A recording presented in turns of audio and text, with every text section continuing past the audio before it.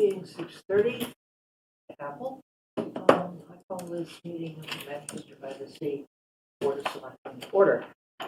Jeff, Yeah, Kathy, Yes. Dan is here, Brian, is here. and John. Here. John is there, okay? The first thing on the agenda is public comments on non-agenda items. Is there anyone here for that? Mr. Starkey, would you give us Yes. your name and address? My name is Jim Starkey, 13 Tux Point Road. Thank you. Okay.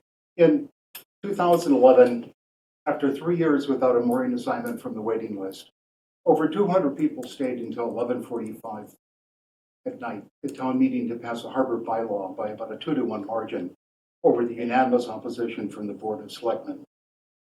The bylaw, among other things, mandated transparency in mooring changes and, after approval by the Attorney General, had the force of law. The bylaw was in full effect when our harbor master was hired. Nevertheless, from his start date to today, the harbor master has refused to comply with the bylaw, specifically to maintain and publish a log of mooring changes. With the provisional mooring program, we now know the market value of a Manchester mooring. Manchester Marine is getting $250 per foot, which is $10,000 for a 40-foot boat per season, while a mooring fee for an ordinary mooring is $15 per foot or $600 for the same 40-foot boat. Applying the $10,000 per mooring over 10 years gives an approximate value of a Manchester mooring at a minimum of $100,000. It also puts the monetary value of the 10 under-the-table moorings that the harbor master gave to Manchester Marine at a cool $1 million. So why would a harbor master want to keep mooring changes secret? Is there something to hide? Unfortunately, yes, there is a lot to hide. First, there are the 10 mooring permits. I just need to interject here for a minute. Yes. If we are making accusations about a staff member, that is not an appropriate venue to be doing this. Excuse me? You seem to be implying some malfeasance by one of our staff. Am I misunderstanding what May you're I finish saying? my statement, sir? No, but I just want to interrupt before you do that, because would not be the appropriate forum to do so. Okay, Madam Chairman, I object to being stopped. I'm going to stop my statement right here. I will send it to Debbie, and she can send you.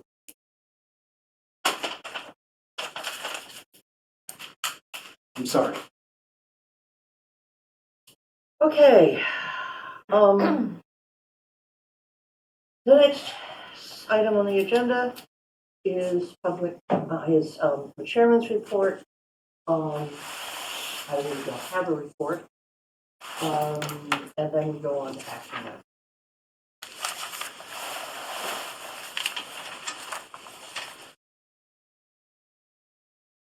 Okay, is there anything that we have as an action item?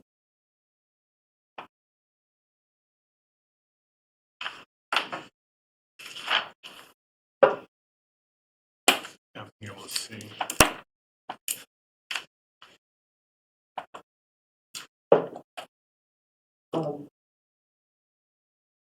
At our February 18th meeting, we took up the question of more assignments of the rental moorings for Manchester Marine, but did not come to a conclusion.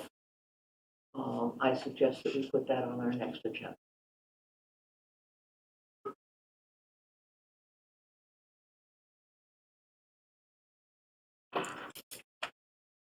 Anything else? Where did we leave the situation on the parking? We had talked about implementing, painting the lines, et cetera, because I noticed the cones in front of Seaside One have been removed. So I thought we had some agreement on. It should be back out. I'll have to see about the plowing and putting them back out. Okay. I think some may be being moved. The chief actually has his hand up. Okay. Yes, Good evening. I'm working with the DPW that as soon as the weather breaks, they are gonna make a permanent lines will be painted and there'll be a permanent signs put in. We already added one sign on the outbound side, next to the, street pole on the light pole. But need to do some work on the other side, but it is in process. So when the weather gets warmer, are we targeting then April maybe?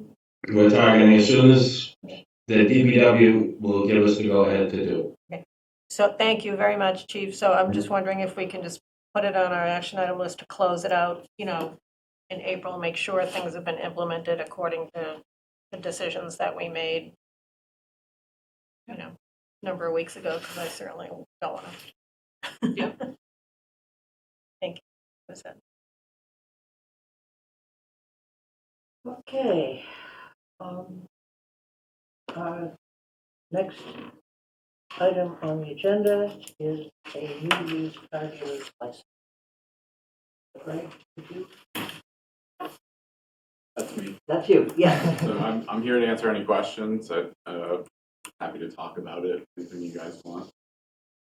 I've written the cover letter. Yeah, We're There's a small collector car company, and this is sort of the next sort of iteration of the business, is to be able to better facilitate the processes and efficiencies through having a car dealer license. anything particular about car dealers' Should license? should the gentleman, I'm sorry. Oh, Yes. my name. Silas Nary, 50 Summer Street.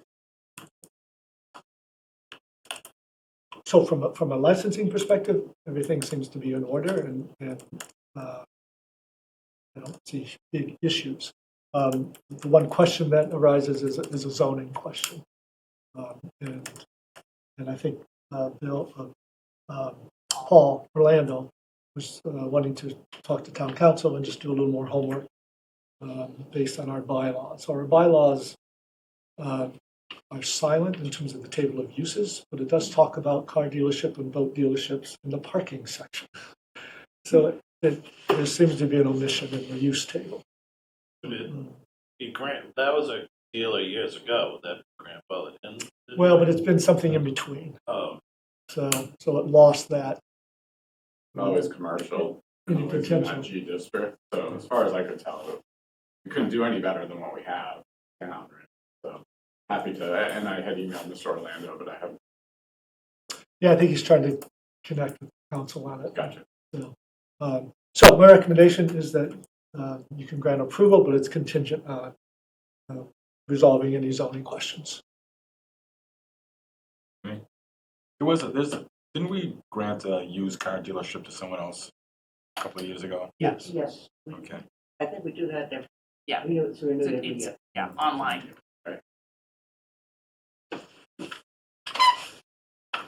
I'm good. Okay, well, since John isn't here and doesn't have a sheet of paper. Yeah.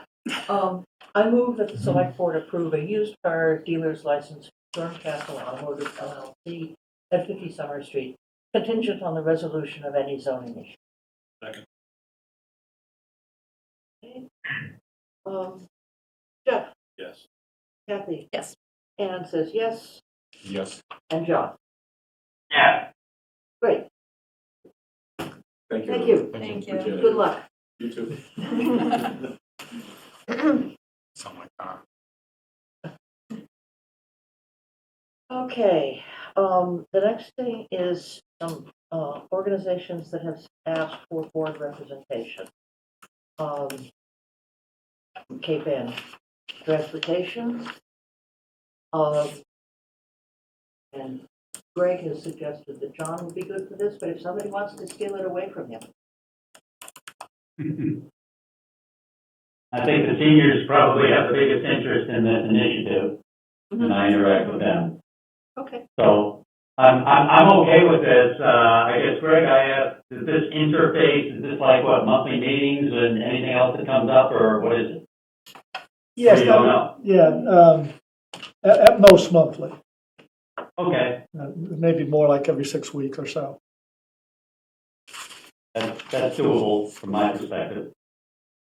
Question, on a related topic, since we're looking for a rep for this board, do we still have and we're moving money away from the MBTA, do we still have representation on the MBTA set of committees there somehow? I know at one point we were looking for representation there. I thought, I don't know, Ann, if that was you and whatever I happened get- with that.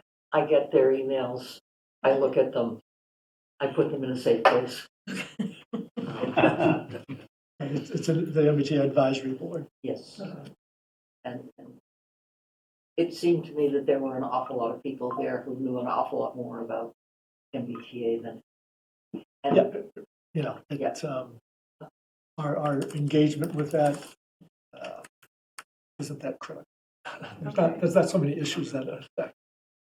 They're not making very many changes out this way and that sort of thing. Question is, should they? So Right. I guess I'm totally fine with John being on the CADA board, but if you want any relief on the MBTA, I would be happy. Let me to- find you think those about that, saved, yeah. saved Okay. emails and Yeah. send it to you and send something to them saying that Yeah. they should talk to you. Okay, that's great.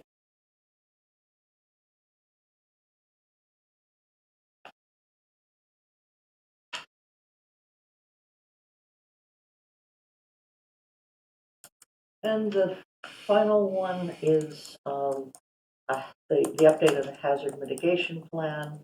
And, no, the next one is the water meter vendor review. And again, John was on there was our representative on water task force. And if he's willing, I think he should. I'm willing, and I'm somewhat familiar with two of the bidders who were primary, had primary consideration when we were looking at the modern, or the up-to-date water meter concept, that was presented to the DPW, I don't know, when was that, eight months ago, or maybe it was a year ago, I can't remember.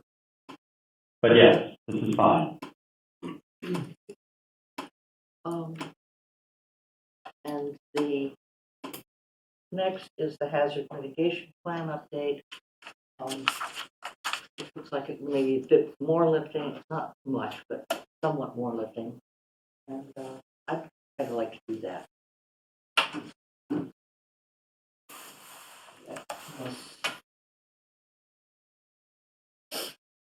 Fine. Oh, fine. Thanks.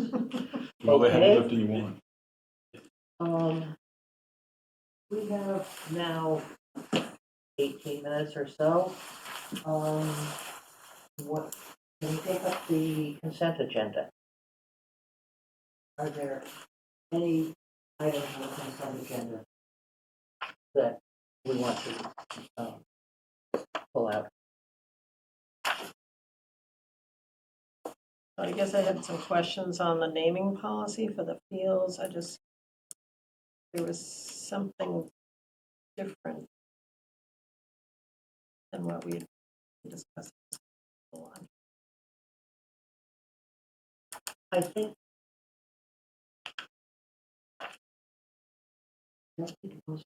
were there any changes that So I think their sort of response back to you was that they felt that the concerns or questions that you were raising were best raised sort of on an individual basis, case by case, and didn't need to be in the policy itself.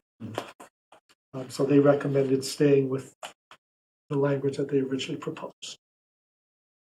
It's your call. your concern, one of your concerns, Kathy, was that it might be nice to have some indication in the name where you might find the field. Yes.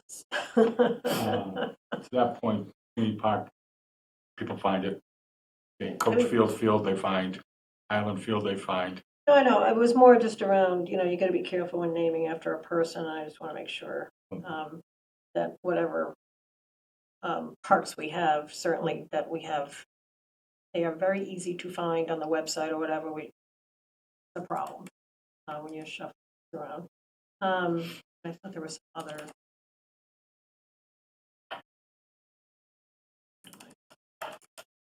If the right, So it's, the select board is making the ultimate decision, right? select board is Okay. making the ultimate decision, and if the interactive mapping that, yeah, that would be a great tool, assuming that they're willing to put in, the name of the field and a pin. And maybe someplace, on the website, say in Parks and Rec somewhere, Tiffany or someone could put a list of the Right. playing Yeah. fields and Locations. how to find them. Yep. Can I add that to the, I think my concern is stuff doesn't get done unless we put it in writing.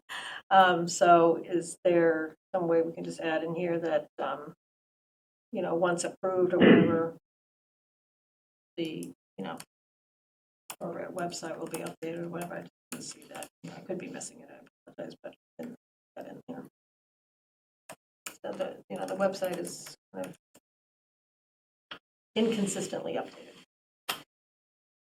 So something like this that people need to find needs to be part of the procedure that they get it done.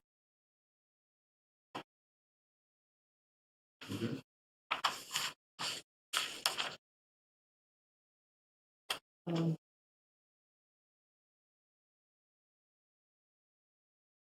Do you want to pull that out with a specific recommendation that they cause the website to be updated when a new field is added or the field name is changed? In a couple of weeks.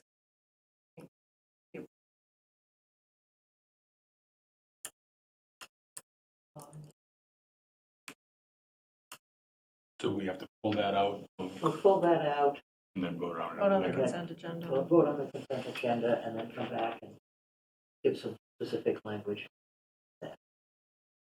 Okay, is there a move to accept the consent agenda?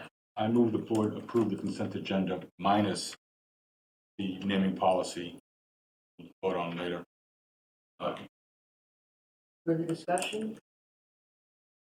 Jeff? Yes. Kathy? Anne says yes. John?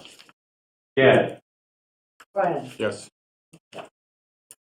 That language be added to the naming policy saying that new or renamed fields should be posted on the Parks and Rec section of the town website with directions to the location. Friendly amendment within 2 weeks after the name. 6 months later, that's not very helpful. So moved. Second. Further discussion? Okay. Brian? Approved. John? yeah. Anne says yes. Kathy? Yes. And Jeff. Okay.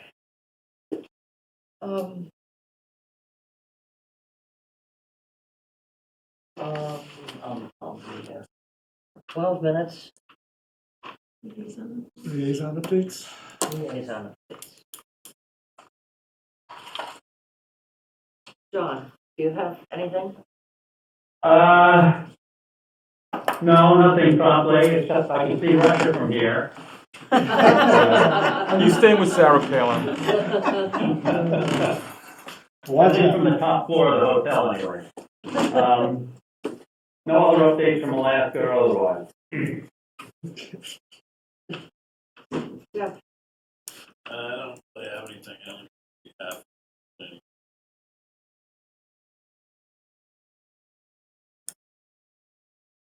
Kathy?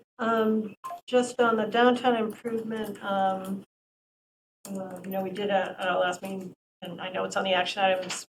We're gonna have a discussion on the public bathrooms, some decision on that. They're really pulling for that. They also just prioritized, since we couldn't afford the wayfinding signs that were planned, they did send a prioritized list to DPW for the top 3, so at least we could get those done under this year's budget, and the remainder can get done under next year's budget. So I don't know where that stands, but DPW should have had that in their hands at least last week, not the week. And I missed Spike and Ted because there was a current meeting with the select board.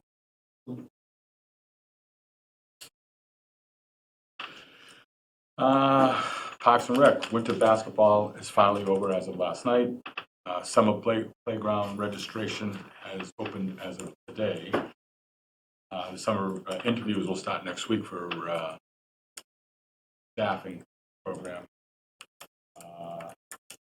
And beach tags go on sale April 1st. That's all I got. Just means it's getting warm. I didn't have. And then obviously at some point, pickleball courts will open up. So we can start that round all Winter over has its again. positives, you know. There's Well, I don't want to leave you on a subjects we high. don't discuss. How is the mitigation measures going on that? I think it's going very well. Are they That's my in knowledge. place? No one's complained in the last 2 months. Over the winter?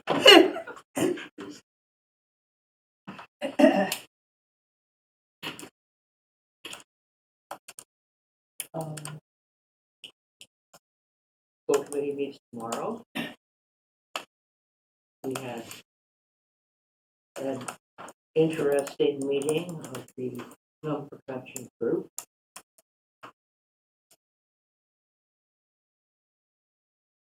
Got a problem scheduling it again before the 18th because everybody is elsewhere. Either or not, yeah. Hither and yon. Yeah.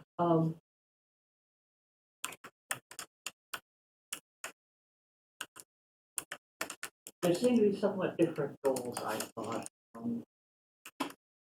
Jake Foster, who is on the school committee, finance committee, seems to think that there is a way of putting together a budget that will let us go forward for 3 years. And we've all taken our spreadsheets home and are trying to figure out what that solution is. Don't giggle, kid. But I am sure we will get together sometime before they make their decision on their budget. When do they have to have their budget? Well, they should have it in now, I know, but the deadline? they have said that they will have it by on the 18th, and that's inconvenient for the finance committee. And the finance committee has agreed to make some change, to put in some information in their report at kind of the last minute. Since the report's due on the 19th. Plan to be up late on the 18th. Don't drink heavy on the 17th.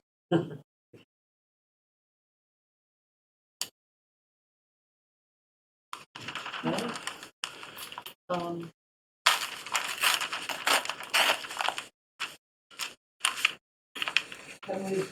Should we talk a little bit about the warrant articles?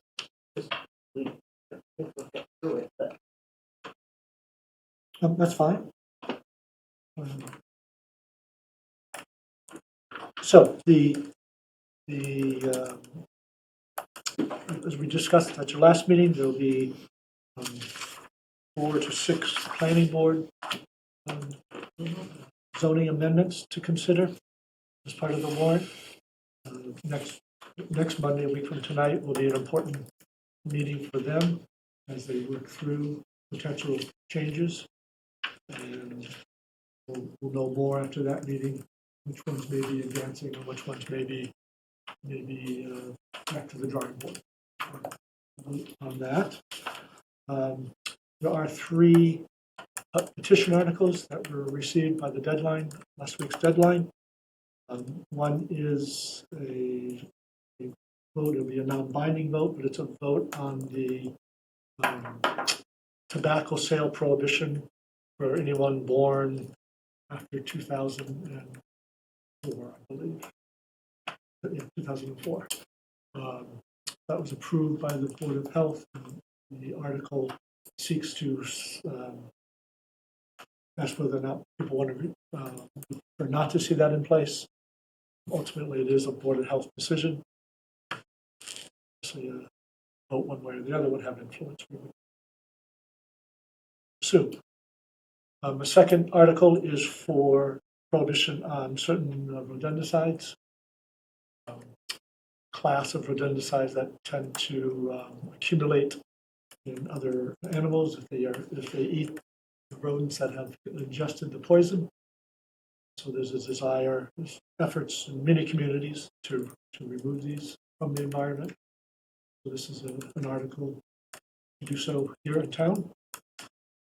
There's a third. We have to do it in 2 stages because there is a state law that says that towns can't have more rigorous standards than the state does. And so we're initially voting on an home rule petition to allow us to adopt more stringent standards. And then, assuming that that passes, the actual regulations would be in the fall. Is there a list somewhere of the chemicals that are involved? I'll find that. Mass Audubon has it. They've got a lot of it. I'll just Yeah.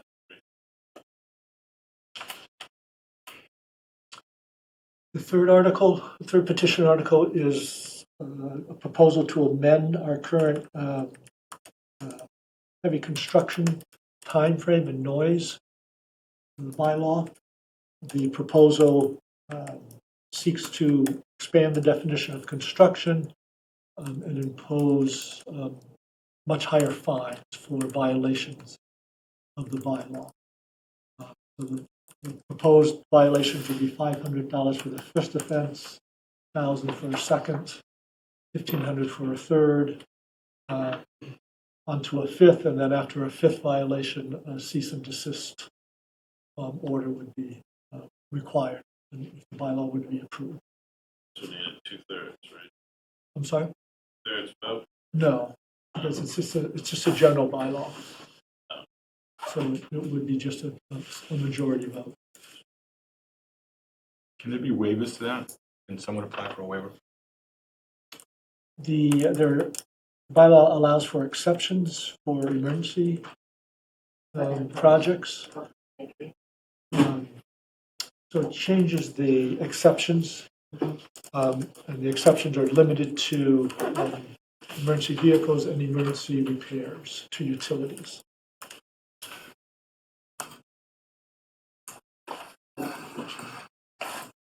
I had a question on whether the intent, is there an intent to, for this to apply to leaf blowers and stuff? Or is it, anything loud, or is it just construction? No, because it applies to anything that requires a building permit. So it does not apply to homeowners and their leaf blowers. That's interesting because you don't need a building permit to excavate. Or whole ram.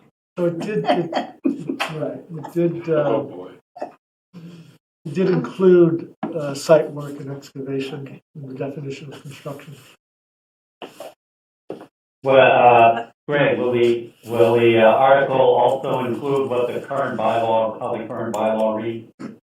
Yeah, I think what we'll do is put the whole bylaw in and show strike-throughs and bold, strike-throughs for what's being deleted and bold for what would be new. Okay. Because I think you're right, John. I think people will need to see the whole. Yeah, no, that's perspective. Yeah, people want to see the whole context and what the current language is. I actually have a question on the first one, the tobacco sale prohibition removal. So even though that's non-binding, should it be approved at town meeting, but the Board of Health takes no action? Is there a way for us to put it on the ballot? Have it be a binding vote at an election of some sort? No, there really isn't. State law gives boards of health the authority to adopt various types of regulations. And this is one of them. So they do have that authority. So there's no real opportunity to override that authority.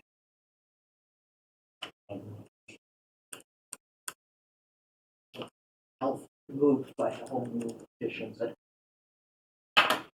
No. Okay. Well, I think that anything that was, Kathy, you were on that hearing, right? There wasn't a lot of public input. Right, I just, I was disappointed to find out it was completely non-binding. As was So- I. So I'm curious as to what the recourse, I hope that, you know, if, I mean, the residents may want to leave it in place. And if so, That's their choice. that's their choice. But if the residents' voice tells us that they want something different, I would hope the Board of Health would take that into consideration. And if not, then we've got to have a discussion on that. Okay. Yeah, okay. I want to clarify. I think 7 o'clock. I think we have handled much of the business in front of us. I don't think ask the finance. At 7 o'clock on Monday, March 3rd, Finance Committee meeting to order. I have with me Tom Barkins, Andy Quinn, Peter Twining, Dean Hines, and Roy Creighton is up there. Okay, the first item that we were going to talk about is a presentation of the operational audit. And Mr. Keegan is here. Oh, yeah, Bill Keegan is here from Capital Strategic Solutions, a consulting firm, to put together an operational audit. And many of you have met with Bill and were able to give some good input. And so he's here this evening to give us an overview of that report and to engage in a discussion with both you and the Finance Committee. Let me get my screen shared here.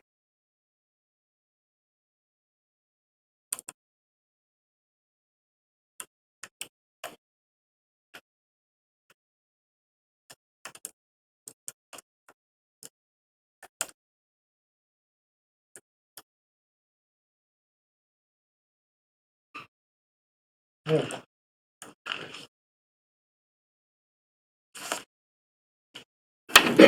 All yours. All right. Good evening, everyone, and thank you for having me back to Manchester. I prefer to come here in the summertime as opposed to the wintertime, but quite honestly, it's just a beautiful place as it is, and we have a beautiful community. I'm getting a little bit, I was having tremors before the meeting started because I haven't been in front of a selectman and a finance committee in 2 years. And when I retired as town manager back in Foxborough a couple of years ago. But, for those of you who don't know me, my name is Bill Keegan. I'm actually a senior project manager for Capital Strategic Solutions. I've been in public service for 42 years. I've been doing these types of studies literally all over the country. I appreciate the opportunity to work back in my home area of Massachusetts. I still live in Seekonk, Mass, and I've been here the past 26 years. So love to get up in the North Shore whenever I can. So thank you for having me back. So we have concluded our results, the results of our findings. I thought I would spend a few minutes with you just going through some of those findings tonight. And what I'm going to give you is a snapshot of our findings, not all of them. The details are actually included in the report, which we were able to provide for you this evening, a binded copy of the report. And also we'll put this up on the website for you as soon as we do it. We saw a couple minor fixes that we probably had 6 people read this report, and of course somebody always finds something at the very end. So that's how that typically works. So we're going to fix that and get to it. But we're very. It was interesting. It was an interesting report, an interesting study and analysis that we came across. We're going to cover a number of different areas, and maybe we can just go to the next slide. So tonight's report will cover a number of different things: the purpose of the audit, the scope and methodology, community overview, existing conditions, key department findings, board insight, existing organizational design, improved organizational structure, communication and strategy, strategic planning, operational uses of technology, key challenges and capital needs, and recommendations and action steps. I want to tell you that that you have a terrific number of staff members that work for this town. They're very dedicated. I find that their work, interest, and ethic is all about this community, which is really something that you should be all proud of because you selected these people. You should be proud of what they do. And first I want to say before I start is that I appreciate all the work that you all do because this community wouldn't function without the volunteerism, the efforts, and the time that you all place doing this work. So I appreciate it. Thank you. Next slide. So the purpose of the audit was to assess operational efficiencies and effectiveness, evaluate staffing levels and succession planning, review technology utilization, and recommend enhancements, provide strategic guidance for the future governance. We embarked upon this study for a couple of reasons. One is the fact that it's been a while since the community has actually looked at this type of thing, if ever, for that matter, because the organization has been structured in such a way that it's been functioning like that for many years. The Board of Selectmen and the town administrator felt this would be an opportune time to do this because you're looking at a change in the administration. This provides the new person, whoever that might be, with a new roadmap of how the organization might function into the future. One of the things that we'll see is that the organization is relatively flat, which means that there's a lot of people reporting to one person, namely the town administrator, which makes that job much more difficult and sort of limits the ability to do strategic planning and having strategic discussions because all the time is being spent dealing with the day-to-day issues and challenges that come across any community in Massachusetts or any community across. Next slide. So the scope of methodology was conducted by interviewing key stakeholders, department heads, board members. We reviewed the existing documents of studies that were done. Analysis. We have analysis of organizational structure and communication flows to see how the organization communicates with itself and how you communicate outside the organization as well. And then recommendations were based on the best practices in local government today. We found that organizations that are structured similarly to what you are structured right now is very common. It's actually more common than you think. Unfortunately, organizations today, everybody wants information within a minute. So it's and built upon the current structure of government in general, it's very difficult to generate that kind of response time, given the number of people that they're reporting to one individual. Next slide. So just a brief overview of the community. Manchester by the Sea is a coastal community with a population of about 5,500 people, known for its scenic beaches and vibrant harbor.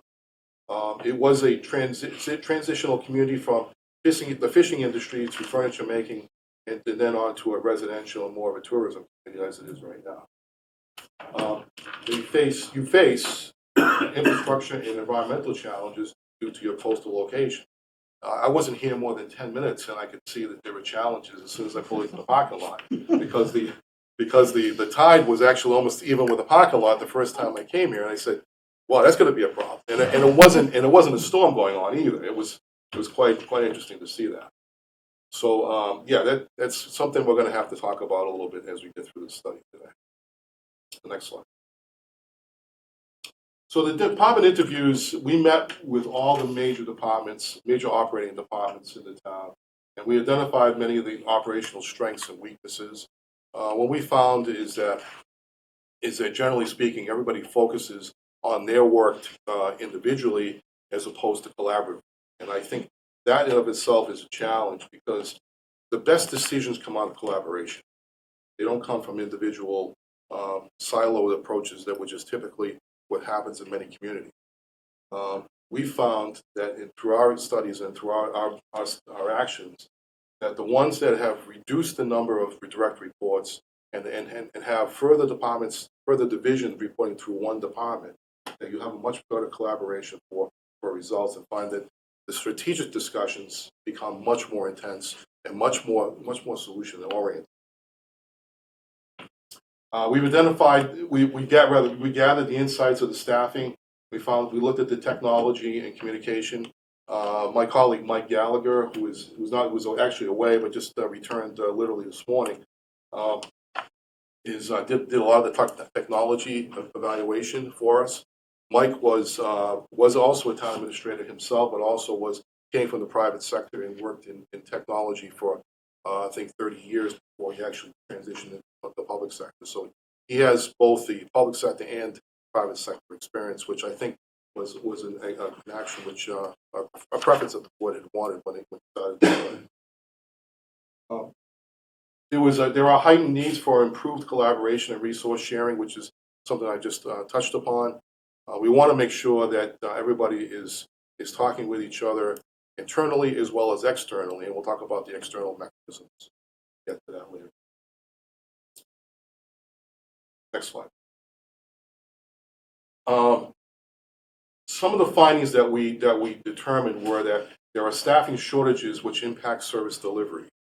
What we have found, strangely enough, and sometimes when we do these studies, we say, yeah, we can actually move this position around to do this function, and we might be able to share a function across the hall from someone else, so that we actually can achieve some efficiencies in that respect. What we found here, though, is that we actually have shortages of staff, and to the point where, and I use this term a lot, we're efficient to the point of inefficiency. And I worry about that because you have some exposures here, where if certain individuals become sick or are out indefinitely for whatever reason, your certain functions in your town will not function very well at all. There's no backup for those situations at all. So I think that's an exposure which I think you have to address, and I put that in the report in a way which hopefully I can be addressed in the short term as well as in the long term. I recognize that adding staff is always a challenge in every single community across the country. So I recognize that, and I've never been known to be an empire builder in any organization I've ever worked in. But there are actually key positions that need to be backed up in order to properly support the work that you actually do. There's an inconsistent use of technology for efficiency purposes. In other words, you have a lot of technology that's really that's good technology. In fact, the findings that we had is that you're using the right equipment, using the right software, but there is enough training involved, or there is enough support involved in the organization to help get the best use out of that technology. So we think that with better support, better and better understanding of what those systems can do for you, we think we can have a much better result from the workforce. But we are pleased to find that a lot of the things that you've chosen is actually very good use, and it's actually industry standard in many cases. So we're pleased to see that those don't require significant changes, but we need to do a better job of how we utilize. There's a better need for staff and succession planning. There needs to be a strategic staff plan in the organization, which doesn't exist now. I mean, I think positions get filled when people leave, but is there a conversation that occurs about what's the best thing we can do with that position before we refill it? Let's have the conversation about is there a better equipped job description, a better use of that position before it gets filled, and beyond that, is there a succession plan so in the event that someone does leave the organization, is there somebody to back that person up and back up that function when it happens? That's strategic staffing coordination, which has to happen in any organization. One of the things that I really noticed about Manchester is that everybody wants to do the right, but there just isn't enough. The communication challenges within in between the departments, that occurs primarily because of the way the organization is structured. It's a flat organization. Everybody's channeling back through the central position, which is the town administrator, which makes it difficult for the town administrator to do the job, as well as for everybody to get the answers that they want for their questions, the answer and coordinate efforts throughout the day. That's something we'll try to address as part of this. So we did interview the board members, and there were a number of areas where there was agreement, and the report actually highlights that. But we picked out a couple of these the key points. There was support universally for reorganization and more efficiency. Concerns there were concerns about capital needs and funding challenges. No question, that's one of the biggest ticket items that you have to deal with. There's a desire for improved communication and transparency, making sure that we're getting that the communication internally is resulting in a good dialogue to develop a more strategic solution for the things that we do. That leads, internal communication leads to good external communication, if you will. Which, by the way, you did something which I haven't seen in too many communities, but it's something which I'm really glad you did, that you hired a communications director, which is something that is really the way we're instructing communities to do going forward, because there's no more local newspapers. There's no more local dialogue about how, other than social media, and quite honestly, social media is very limiting because it's not always truthful, and it's not always best way to get information out. We prefer to see that information coming from a central source from the town, so we can actually correct information when it gets out there incorrect. There has to be an emphasis on sustainability and environmental resilience. That speaks to the issue of where you're located. You're a coastal community. The significance of being a coastal community, particularly in this particular town, is that you have a lot of high-end, expensive properties located right near the ocean, which, by the way, will in fact impact your tax base in case anything significant happens. Moreover, your public facilities are located near the water, and if any major storm event occurs, you could be left without major services to be offered. So that in and of itself is a major concern that we would like you to see you address. We can't force you to do anything, but we certainly recommend that you address it. Next slide, please. This is the existing organization. This is sort of highlights this. Would you prefer to get questions at the end of the talk, or this seemed like it's sort of a natural break? Yeah. Which is why I've interrupted you. Sure. If you, I mean, I like to wait to the end only because I can get all the words in, and then I'm happy to answer any question you want. Because I don't think there's only a few more slides anyways. I've got about 16, 17 slides total. So. Super. I'm sorry. No, it's quite all right. It's a fair question. Thank you. This is the existing organizational design. You can see, interesting enough, this was actually taken from one of one of the previous town budgets. I think it was the 24 budget. Taken.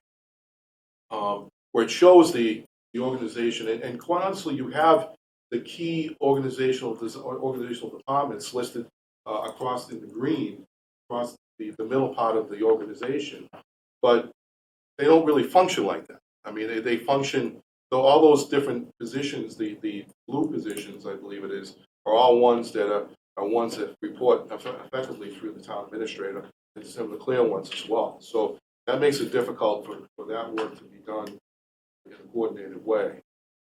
There's not that many elected boards, which is interesting, because in some of these other communities that I've worked in, there are a lot more elected boards, which actually makes it even more challenging, because they have separate charters and responsibilities that they fulfill, and makes not always coordination is even more challenging when that happens. So it's a flat organization, 18 direct reports to the town administrator. There's a lack of department integration and strategic communication and plan execution that occurs because of that. It causes that level of challenge. The limited cross-functional collaboration and team dynamics is one which actually is difficult for the employees themselves. One of the things that I learned from meeting with the different department heads is that they would love to have more collaboration and cross discussions on major issues, so that they can actually help participate in the solution process. Again, that's not a slight on Greg, because I have a lot of respect for Greg's work, but the challenge is that it's difficult for him to provide that level of support when he's dealing with an organization structured like that. Next slide.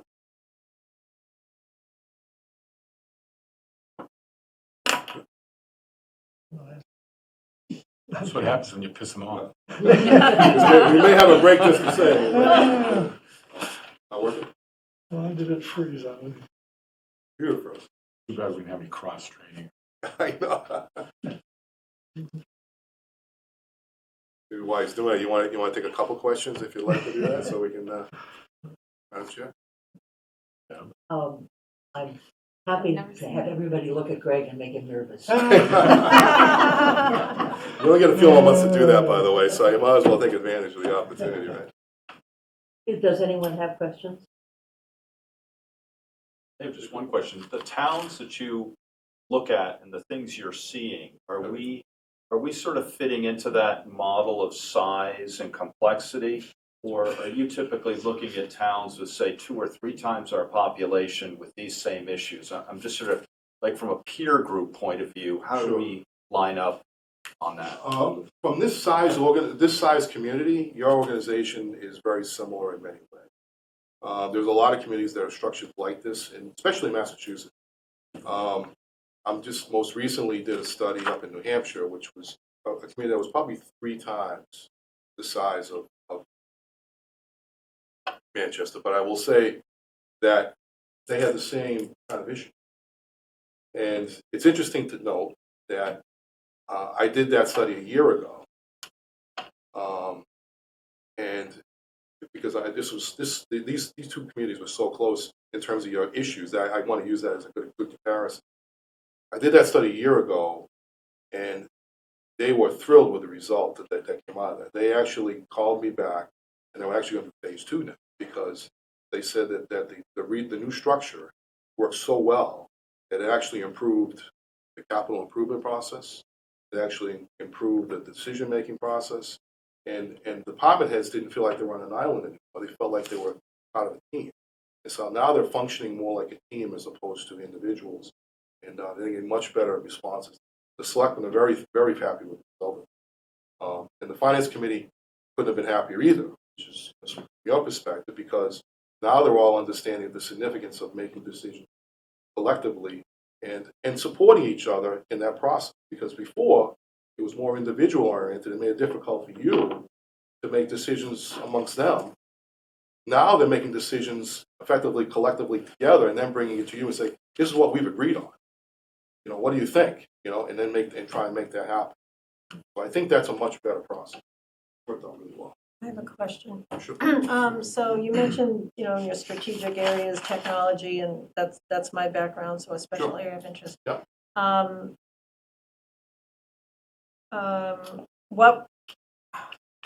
How would you assess our use of technology specifically in the area of our financial areas and our areas of compliance, finance, town clerk?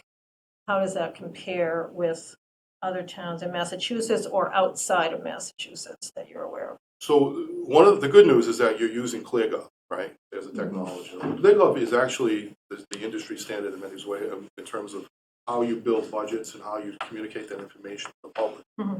One of the things that we observed, though, was that it's not being utilized to its fullest extent. Does it have stuff like, have capabilities that if we had the right expertise to help coach the team, they could do like robotics and that kind of stuff? Well, it has algorithms in it that actually can measure you against other communities and how you do things.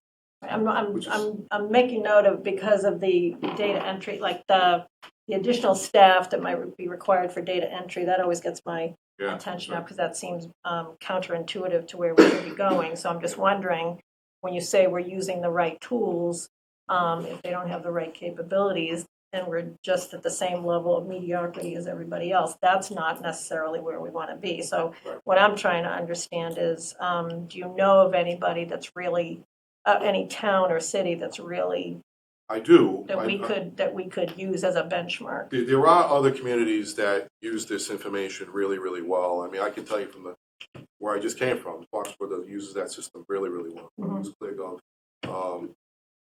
from the very beginning, and we use it as a tool to actually educate the public on, which is really what it's intended to be. We hear so often that your budgets are being built behind closed doors. Well, that's not the case with ClearGov. You get to see it from the beginning to the end as to how it's being done. So I think the more we can do that, the more we can actually provide confidence as you as a town as to how you're making those decisions. And so when you say that, but there has to be people that can enter that information into the system. That's the other side of Not it. necessarily. That's the challenge. Necessarily, that's my point. So I get, and I think what I'm getting at is, as we look to enhance, some of the recommendations here are focused on potential structural changes we could make in the finance areas. In any organization, that should be the most highly automated area. And that includes data entry and stuff like that. What I was trying to do is just kind of I know in the private sector what's done. I'm trying to understand if there's a benchmark in the public domain that we could leverage. If not, we'll have to take some other tact, but it should be the most highly automated area in the organization. Well, I can only tell you that there are a number of communities that actually, I believe, have really high standards when it comes to doing the budgeting process. And So that's budgeting, but there's a whole other area. Well, of there's also compliance. the finance piece of it as Yeah, well. okay. So I think that all ties into that. Mhm. I mean, the town of Needham comes to mind. Well, even town clerk, or deeds, things like that. You have places in the Midwest that are doing all sorts of really cool stuff, and I'm curious as to if anybody locally is doing that. I've not seen a lot in Massachusetts do, I think, Okay. do that. And I will tell you what is such a significant difference in Massachusetts is because Massachusetts tends to be very parochial. I mean, we tend to do things, we all want to do things on our own, right? And also that in the Midwest and places in the South particularly, centralized government is a much bigger, a much more common thing. Where there's, the organization is structured in such a way, it's structured more like a business, as opposed to the way it is right now in many communities, because it's been structured that way historically for years. That, I'm just beginning my quest to try and fix that, if you will. I mean, because that's why I'm doing these studies, the cities and towns across the country, is to fix this kind of structure because it really is something that's needed. So, There is a lot of redundancy in all these towns doing their own thing. And I was wondering if you are looking to transition things more to county government type things. Is that one of the big? It's interesting you say that because Massachusetts has been getting away from county government, but yet if you go to Florida, it's all about counties, right? And if you go to California, it's about counties, right? So I actually think that we missed the boat with counties here in Massachusetts. We've gotten away from it to the point now it's difficult to get it back. However, regionalization is a different story. All right, regionalizing functions where cities and towns working together on different functions. Now, one of the things I've been working on recently is the regionalization of dispatch, and I'm actually running a regional center right now. My part-time. I'm supposed to be retired, by the way. I'm not really. I'm retired-ish, if you will, but I'm not really doing a very good job of that. But I love doing the regional stuff because I think we can't continue on as cities and towns thinking we can do it all. It's just too expensive. It doesn't make sense. It's not a good use of resources. It's not a good reuse. And by the way, you can't get the people to do the work. That's the other challenge. So I think regionalization, it may not be countywide, but regionalization is becoming much more an accepted practice nowadays than it has been. So might that be something we pursue, though, through the relationships we already have, for example, like that IT collaborative? Because a lot of what, service regionalization or shared services, some you have to do physically, others can be done through technology and those types of partnerships. So you can eliminate a lot of the individual, manual work by collaborating on technology that might be too expensive for one little town to afford, but you have 8 cities or towns working together, it becomes much more affordable and doable. Well, you have that model in place now. Well, right, it seems very basic, but it is basic. It's not one which should be done. It seems like it should be done on a much higher level. Exactly. Okay. And I agree with that. Okay. I think that one of the biggest outcomes of this discussion was that we found that there just isn't enough support for teaching people how to use these systems. And if we had that, it would help take care of itself. I mean, it really would. It's no question. It's something that should be expanded. The example I'll use is payroll. When I started my career, I worked for a company that had, a dozen different locations, and they all had their own payroll office. Right. Okay. over time, you know, One, no, now they outsource it to ADP. But, yeah, you know, you do just through technology. You didn't have to consolidate the people in one location. Use technology to perform the function for everybody. Right. And everybody has a town clerk that does the same stuff, you know, and finance is basically the same. You know, there's a lot of commonality. there's a lot of common areas. I mean, A lot of common you areas. could say that about public health, you could say that about So that's what I'm assessing. asking, You you can know. say that is- about different functions and tools that already exist in cities and towns. But what we're finding is that there's been more of an open discussion these days with cities and towns that are connected to each other to perform certain functions because they can't find the people, number one. Right. It's more out of lack of resources as opposed to the actual technology itself that's forcing it. So what's driving that is the people, right, more than anything. Right. I'm gonna let you go back to. Thank your- you. But it was a good little intersection. So this is the improved organizational structure, and you can see that I actually didn't change the main players, but what I did was actually structured those divisions underneath those departments. So now you have effectively 8 operating departments instead of 18. You have the town all now reporting to the town administrator, but we took some of the functions, even in the town administrator's office, and rewrote the work, recommended the rewriting of the work of the 2 assistants that are in the office, so that they actually have oversight of certain functions as well. The reason we did that was because those functions need to be connected to the town administrator because they're critical issues, right? So they need to be close to the town administrator and handle it. But the departments, you'll see that having those departments all together is a huge collaboration. Huge collaboration. Every one of those functions are all connected to each other in some way, shape. Whereas, you know, for instance, when we looked at assessors, for instance, assessors had building department, GIS, and I think it was all 3, right? Assessors, building, and assessing. And those 3 things, those 3 aren't really connected. They're 3 different functions. So assessing should be with finance because that's a financial consideration. GIS should be either with planning or DPW. I recommended to go to planning because it's you know it could be here, and then it could be used in the town hall. The other thing is that is with the building department that should be with planning and land use. So they're all connected so one land use department could actually handle conservation, building inspection, and planning all in economic development for that matter under the same. So I think those are all families. You basically built a family of operations, which is now limited to 8 people, 8 operations instead of 8. Now, if you take this organization and you put those folks around this table, and you have a town administrator, and you have an operations team meeting, guess what happens?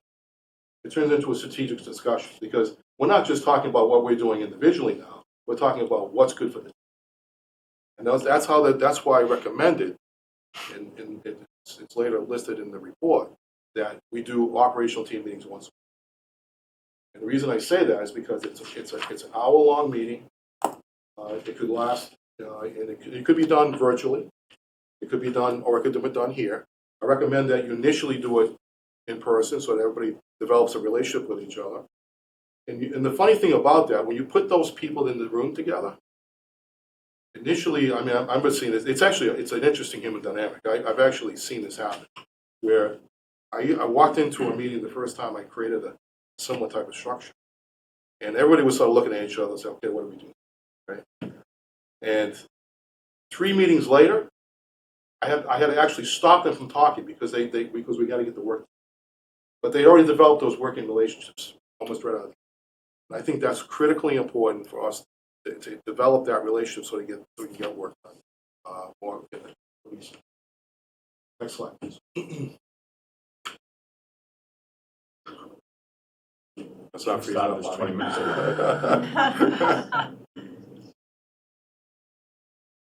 Not working.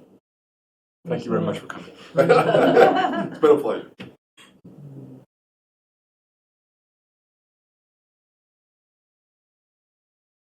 Oh, John, yes. General. Ollie's bringing that up. One more question on land use. Sure. Did you notice any things that we do either better or not as well as other towns in terms of compliance? You know, we do get some complaints from residents around, so-and-so wasn't supposed to be doing that, that wasn't in their, you know, special permit, or, you know, and you know, right now we seem to rely on what I call the tattling approach for, you know, keeping people in compliance, and I was wondering if other towns to be honest, we didn't do that level of audit. We did more of a structural audit of the organization as opposed to individual tasks, if you will, of what they do. Now, I will say that I want to just compliment the land use department that currently exists, the planning department, and also the town for getting the 3A legislation passed the way you did. That's a classic example of how you collaborated with the public on that and you made it happen. So there's collaboration that occurs on many levels when we develop a new structure like that. What happens is that you develop it internally and then you bring it out externally. And by having that, you use that same dynamic to invite the public into the discussion. And I strongly recommend when we have these kind of these forums of public discussions, is that you don't go to the meeting with an answer. You go to the meeting with an issue. Say, look, this is the challenge we're faced with. How do you suggest that we fix it? And we've got some suggestions here, but we don't have the answer. We need the answers to help. You need to help us get the answers. Thank you, Greg. We'll get through this, I promise. Communication and strategic planning. Establish a communication framework for consistency. That's by having the weekly operations team meetings. We want to foster the internal and external communication alignment. So when we have good internal communication, we then take that information and channel it through the communications director, who then provides information to the public as to what we're doing internally, and also to all of you at the same time. So if everybody stays informed, better informed about how we implement strategic planning with long-term goals. This is, clearly an issue where there hasn't been a lot of time to focus on long-term goals. It's been, we have them, we know we'd have to deal with them, but how much time have we been able to really spend on them, focus on them, because the organization wasn't really built that way to do that. And then monitor and adjust strategies for dynamic community needs. The systems, everything we do has to be dynamic in how we operate, because things can change overnight, as we've seen, we see all the time, actually. There's so many different factors that come into local government, so many different decision points that have to be considered.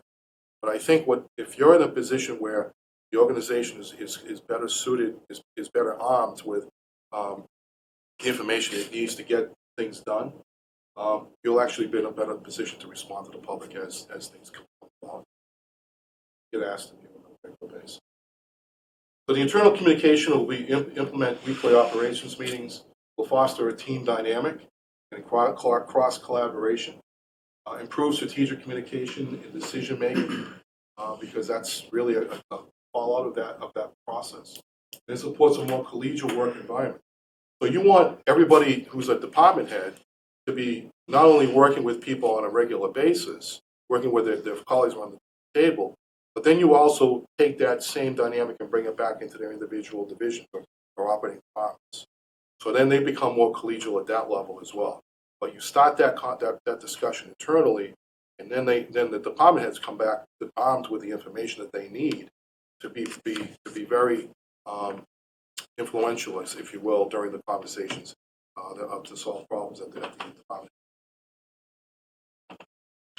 In the external communications, again, I want to compliment you on developing the director of communications.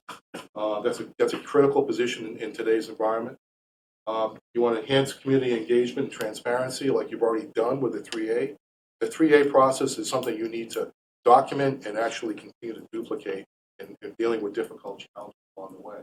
I would recommend you use that same approach in dealing with your capital planning process. Use that same approach. Utilize consistent messaging across platforms so that everybody knows that it's coming from the town, and everybody knows when to expect that information, when it will be coming, so and people can rely on it, just like they do with newspapers. So that information's coming to them on a regular basis. So they see it.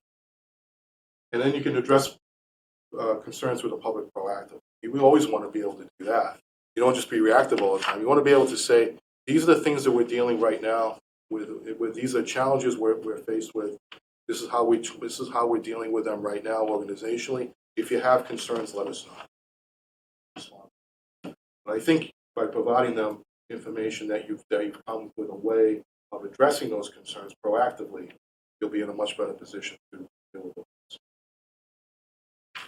Right. Next. So here's the technology piece. So we recognize that, first of all, as I said before, you're actually using the right industry standards, but you want to leverage cloud-based solutions for operational efficiency more effectively, more aggressively. So I think we have the tools, but we're not utilizing them the way we should be using them in some instances.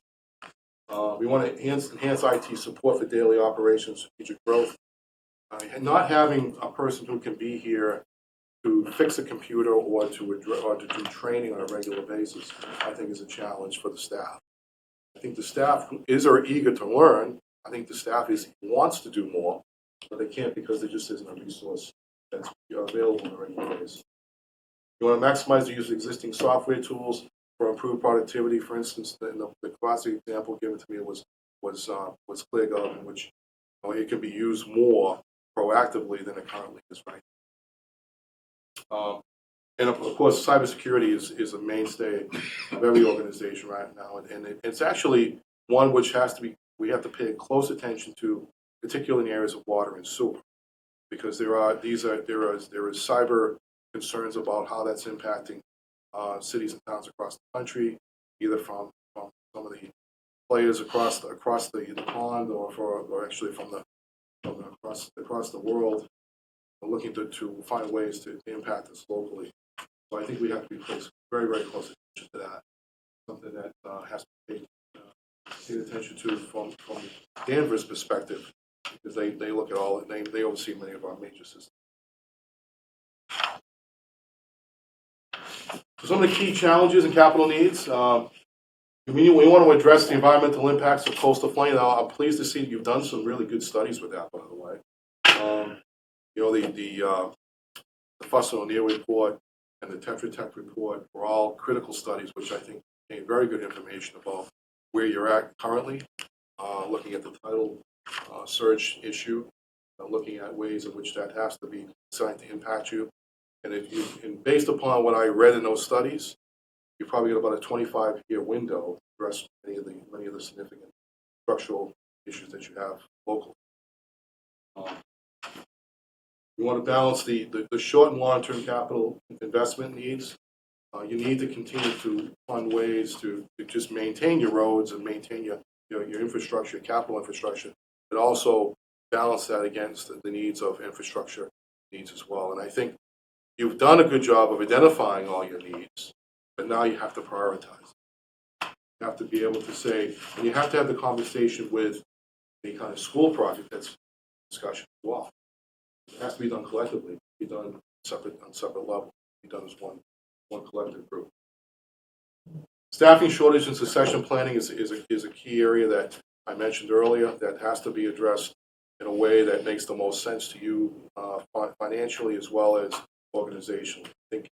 I think the reason for succession planning is so important nowadays is because you can't find those people once those people leave. Like, for instance, if an assessor leaves or a finance director leaves or even a town administrator, it's not easy to find people to fill those roles when they do leave. Budget constraints and prioritizing capital projects is something I just mentioned. You've got to, you know what your needs are. Now you have to prioritize, and you have to come up with a financial plan to make it work.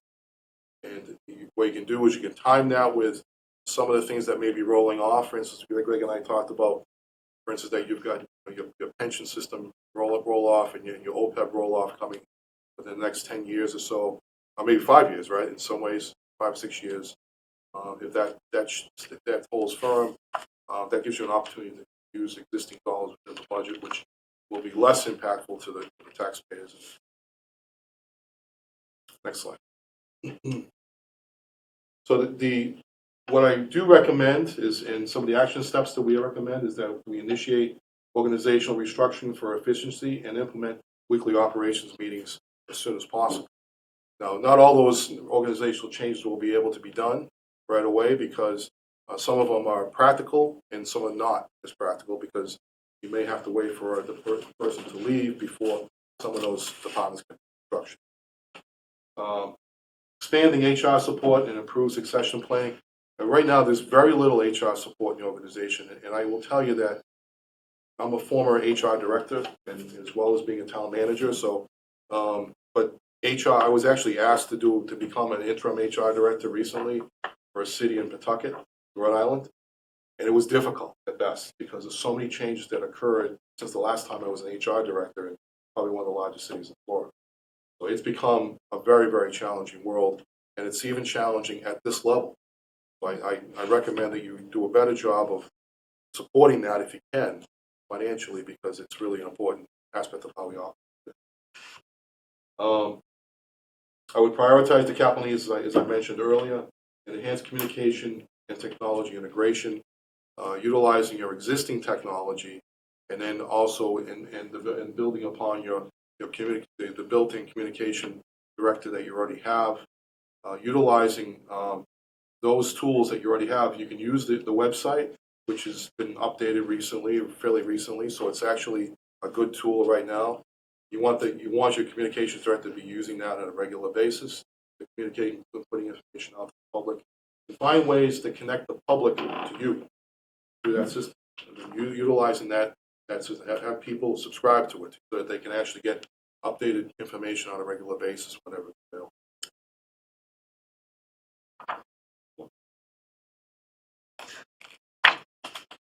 Again?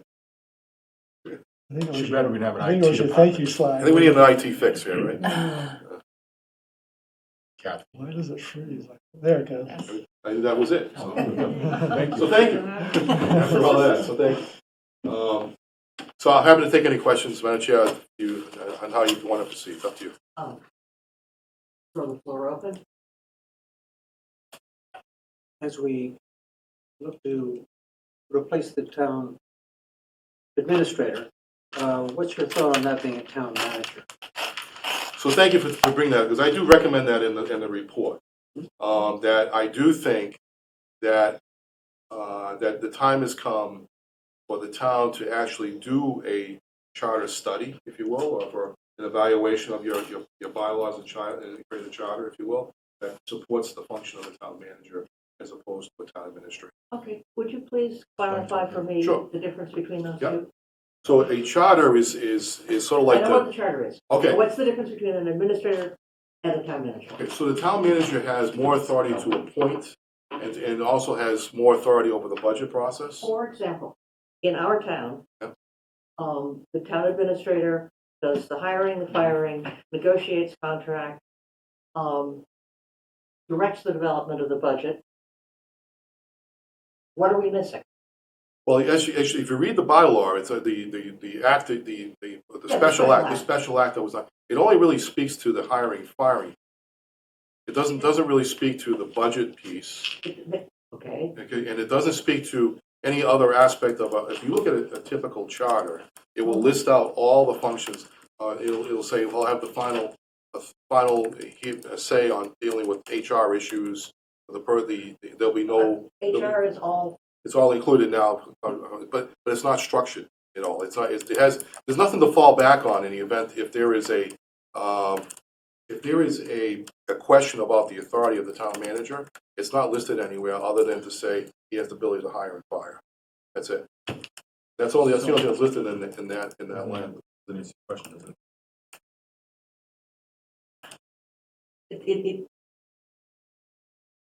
So I'll give it, probably better if I answer through an example, right? Please. I'm used to working in 2 or 3 communities where they've had charters.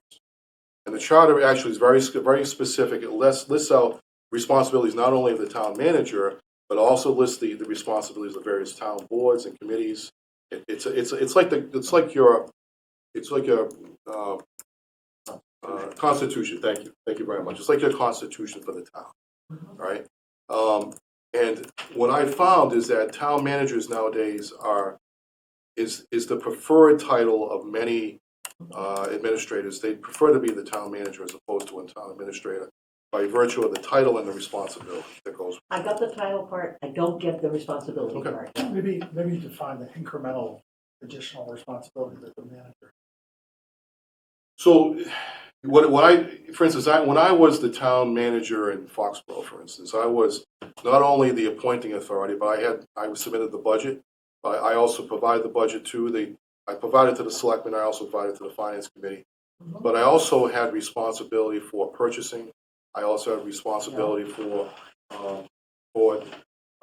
obviously hiring and firing all the department heads that worked for me, and also dealing with any of the personnel issues. Any personnel issue came through me. All right, so it was if I don't have a list in front of me, but I will tell you I was probably with 13 or 14 different functions that if you looked at it, it would be I think clear. what's happening here is we have done that without the explicit Authority. spelling it out. So you may be doing it, but you haven't written it anyway. Right. So it's potato is what it amounts to. Is because you can call it anything you want, but you're providing that role as what would be a. Well, let me ask the question this way. So, for example, hiring and firing of direct reports. You know, if Greg came to us with an issue, you know, we still have the final say. Okay, but Department heads. on the department heads, is that true for a town manager? Not necessarily. Okay, that's what I think that's what he's getting at. In some towns, the town manager is the final Is the final authority. Period. In my experience, it really changes the board of selectmen primarily. I mean, that's what your implication is. I'm sorry, say that again, Pete? So What should change is your role. Yeah, it reduces Doing the hiring, reduces our firing, role. and It management. reduces the role of the town, of the board Right. of selectmen typically, and puts it in the hands of the town manager. Correct. Yep. Typically, that's how it happens. So the difference with an administrator, the elected officials, the select board still have the final control. Whereas with a manager, it's a non-elected official that has final control. And that's the debate that typically happens. Right. Would argue that what we're currently doing is pretty much the town manager. If Greg decides that, yes, you present a candidate to us and we say yes or no, but we aren't involved in the selection of candidates for your department heads. Unless invited to participate in a committee, as Brian and I have done. Yes, we are invited, we are not. Invited. And I can tell you, quite honestly, I had that authority, but I would always include members to participate because it gets the process easier, more collaboration, you get stuff done, and people we don't have loggerheads over the issue. So I think that's important too. So even though if that's what you're doing right now, then you should reduce it to writing so you have it there. So when at some point in time, there's no confusion as to what the responsibilities are. That's critical. So I think what he's saying is we may have some undocumented practices. Yes. And They're mostly documented in the town administrators. I'm looking at Greg, and If you read that authority, it's very limited. there may be some undocumented practices, and it wouldn't hurt for us to take a peek at it before we bring in a new town administrator, just to make sure we. I would just it's a good thing to do anyway. All right, I just think it is. We kind of did that, but I'm not sure if we missed any. When we embarked on this process, we may have missed out. It's a good thing to go back to the recruiter and ask, do you think we missed anything? I think we kind of did that already, but. Yeah, so John and Bill don't share the same perspective on this 100%. Okay. You know, Got two, it. Okay. two different perspectives. And I'm not. Rick, are you getting candidates asking this question? Or candidates for your position? Do they begin to ask the question? Not that I'm aware of. I mean, they might have asked the recruiter. Well, I can tell you that whenever I was involved, I used to ask that question for that reason, because it was clear as to what the authority was. Because I've been in situations where it wasn't clear, and suddenly it changed, and the authority, and suddenly there was a debate over it, and there was disagreement about it. So, Good and you don't want to, you candidate want will to ask the avoid that if you question. can, as much as possible, is what I'm saying. Yeah, I agree. We should get it down on paper, especially with some people. So we want to make sure we get I'd it. like to go to a different question, which is HR. Sure. In communities our size, in staffing of HR, which I understand is one of the recommendations in here, does that require a full-time position? Wouldn't necessarily. I mean, I Can still be still shared with would, another you still town? could share with another community. I actually, because it's not, you don't, again, you don't have not a big organization. And so that, and I understand, I've actually thought about this because you could theoretically have a person that's full-time that does this every day. But I would say to you that, is it practical given all the other things that you have on your plate right now? The answer is probably not. And also you have a situation where the existing person who is doing it is actually, I think, reducing one of their responsibilities currently. And so the opportunity right now is to increase that without too much of a challenge. So what's your perspective though on, what's the total employee count you've got, Greg? roughly 70. 70? Okay. full-time. Yeah, I mean, full-time HR person.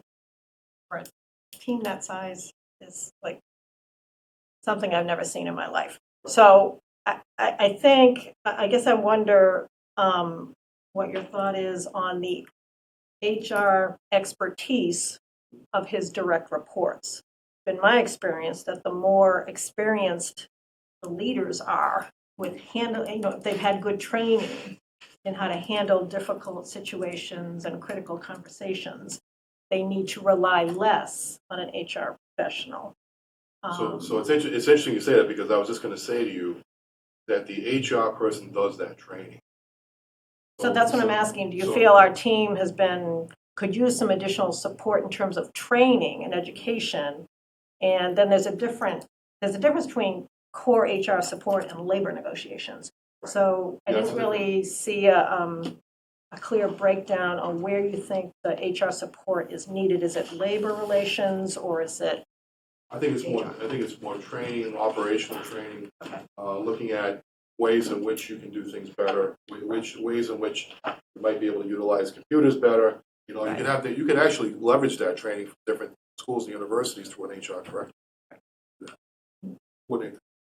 So I would say to you, that's why I struggled with the issue of, it's not that big of an organization, but you do have, but you could actually use a full-time person initially, but then you could easily back off of that. But given the fact you already have a person in place, I would say utilize that person the best you can. So a strategy around how we could enhance our HR capabilities is probably what's needed before. Right. Because don't forget, there's all the Increasing transactional hours. things too. Like there's a lot of stuff that goes on in the treasurer's office that's HR related. I mean, benefits and all the things that go into that. In addition to being a person that sits at the table in terms of labor negotiations, that's a whole different aspect of it as well. So a fully effective HR director or HR professional, if you will, can handle a lot of those things and actually save you money in the long term. So Greg, how many towns do we share with? 2 others or just 1 other right There's now? 2 others right now. 2 others? It was 2, and now it's dropping down to There's 2. Because in terms of benefits, right, that's something that typically, could be shared. Answering questions, that kind of administration stuff. of benefits. Administration of benefits, yeah. That's different than helping your staff deal with HR Correct. issues and.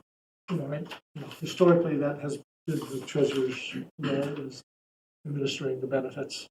One of the things that came out of that discussions with the treasurer's office is that they're sometimes placed in a difficult position to interpret language that's in contracts, whatever, which is really something that should be done by an HR person. But that could easily be a shared resource, it doesn't have to be.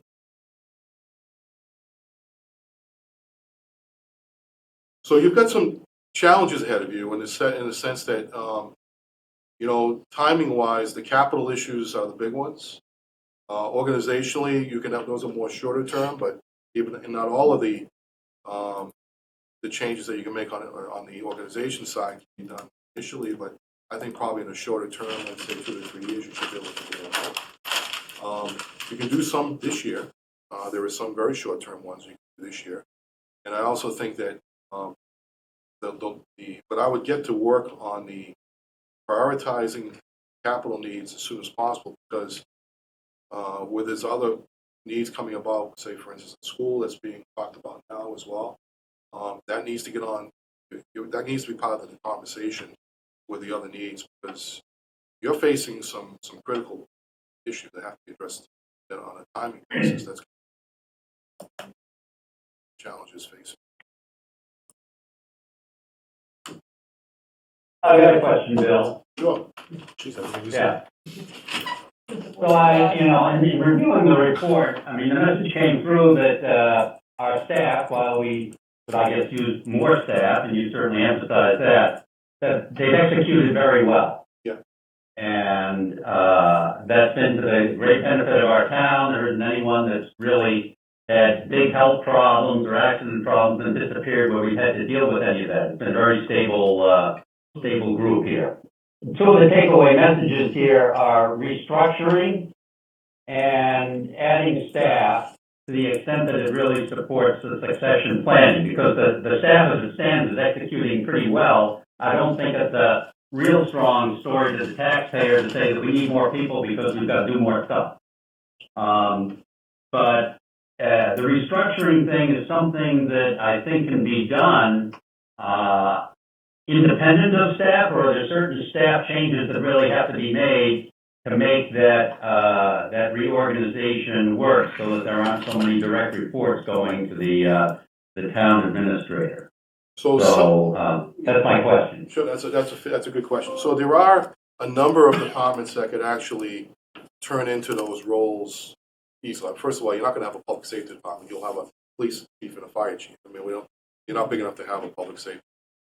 That one's an easy one. But you will look to restructure things such as the harbor master underneath one of those departments. So I wanted to ask about that. Yeah, good. So you have the harbor master underneath the fire chief.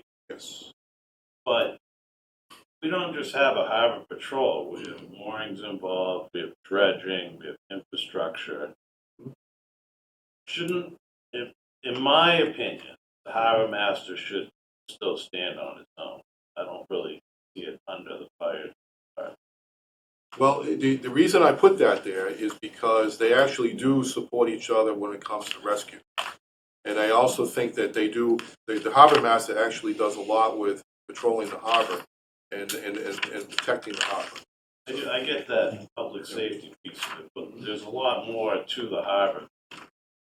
I think we could be creative with a public safety, because in fact, the deputy harbor master has a police authority now. Right? So, I mean, there's Right, so I think we've done that through hiring department heads who understand how to collaborate with each other really, really well. So they don't need the formality of a one boss structure to do good things together. Right. And I guess, I'm kind of aligned with what Jeff is saying. Right now, we feel we have something that works really well, and so touching it scares the crap out of me. I was just like, Well, if it ain't broke, don't fix it. Plus, we do have a history here of before Bayern was here, and the harbor was under the police department. We had issues there. I would, Different skill to sets. Kathy's point, I think that one of the things that really works well here in this town is our public safety. All right. All three departments working in conjunction, not for, but with each other. Well, part of the reason why I did that was because he's such a limited operator. I mean, he now has a full-time assistant. But by having them work directly with another department provides more resources too as well. So I think that was the reason why I did, was to help to support him. What resource? Well, the fire department. The fire department can actually help him in terms of supporting him on a day-to-day basis. You already do. They already do. You already do. I They guess we're not cross-train. clear on the gap that you may, if you see a gap that this structure would address, it's not clear to us what that is. Well, the gap was to try and not to reduce the number of direct reports.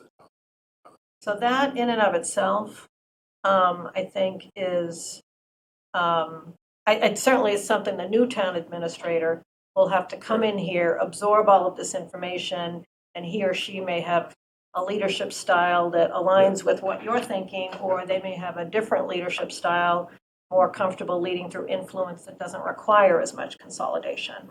So it's really, I think it's great information because it gives them a roadmap to go look at, right? But that person is going to have to come to us and recommend, here's what I think I need in order to do the job. Well, ultimately, that's what's going to happen to any one of these recommendations. Right, exactly. You know, so, Yeah. listen, these are just my observations, and I think. But the good observations, it gives them a place to go look. Right, I mean, I'm not married to any one of them in terms of saying, look, you have to do this because otherwise it'll be a disaster. No, I'm not saying that. What I'm saying is that structurally that makes sense to me, and organizationally it makes sense to do it that way.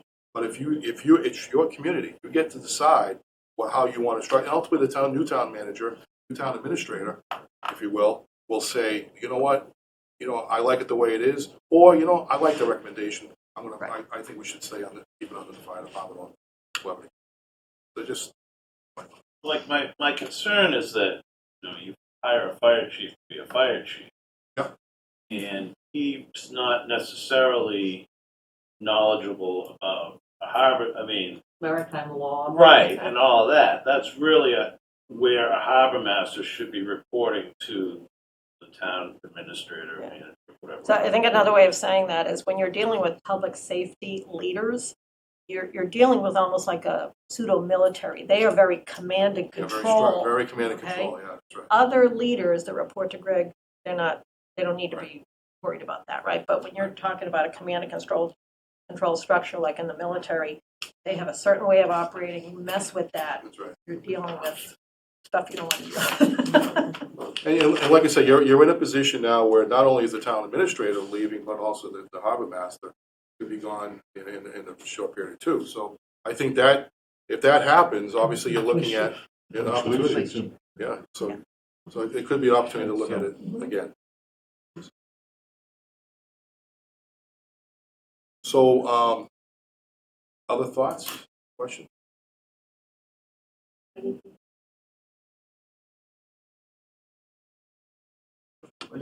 When you've done these reports for other towns, how long do towns take to sort of try to implement this?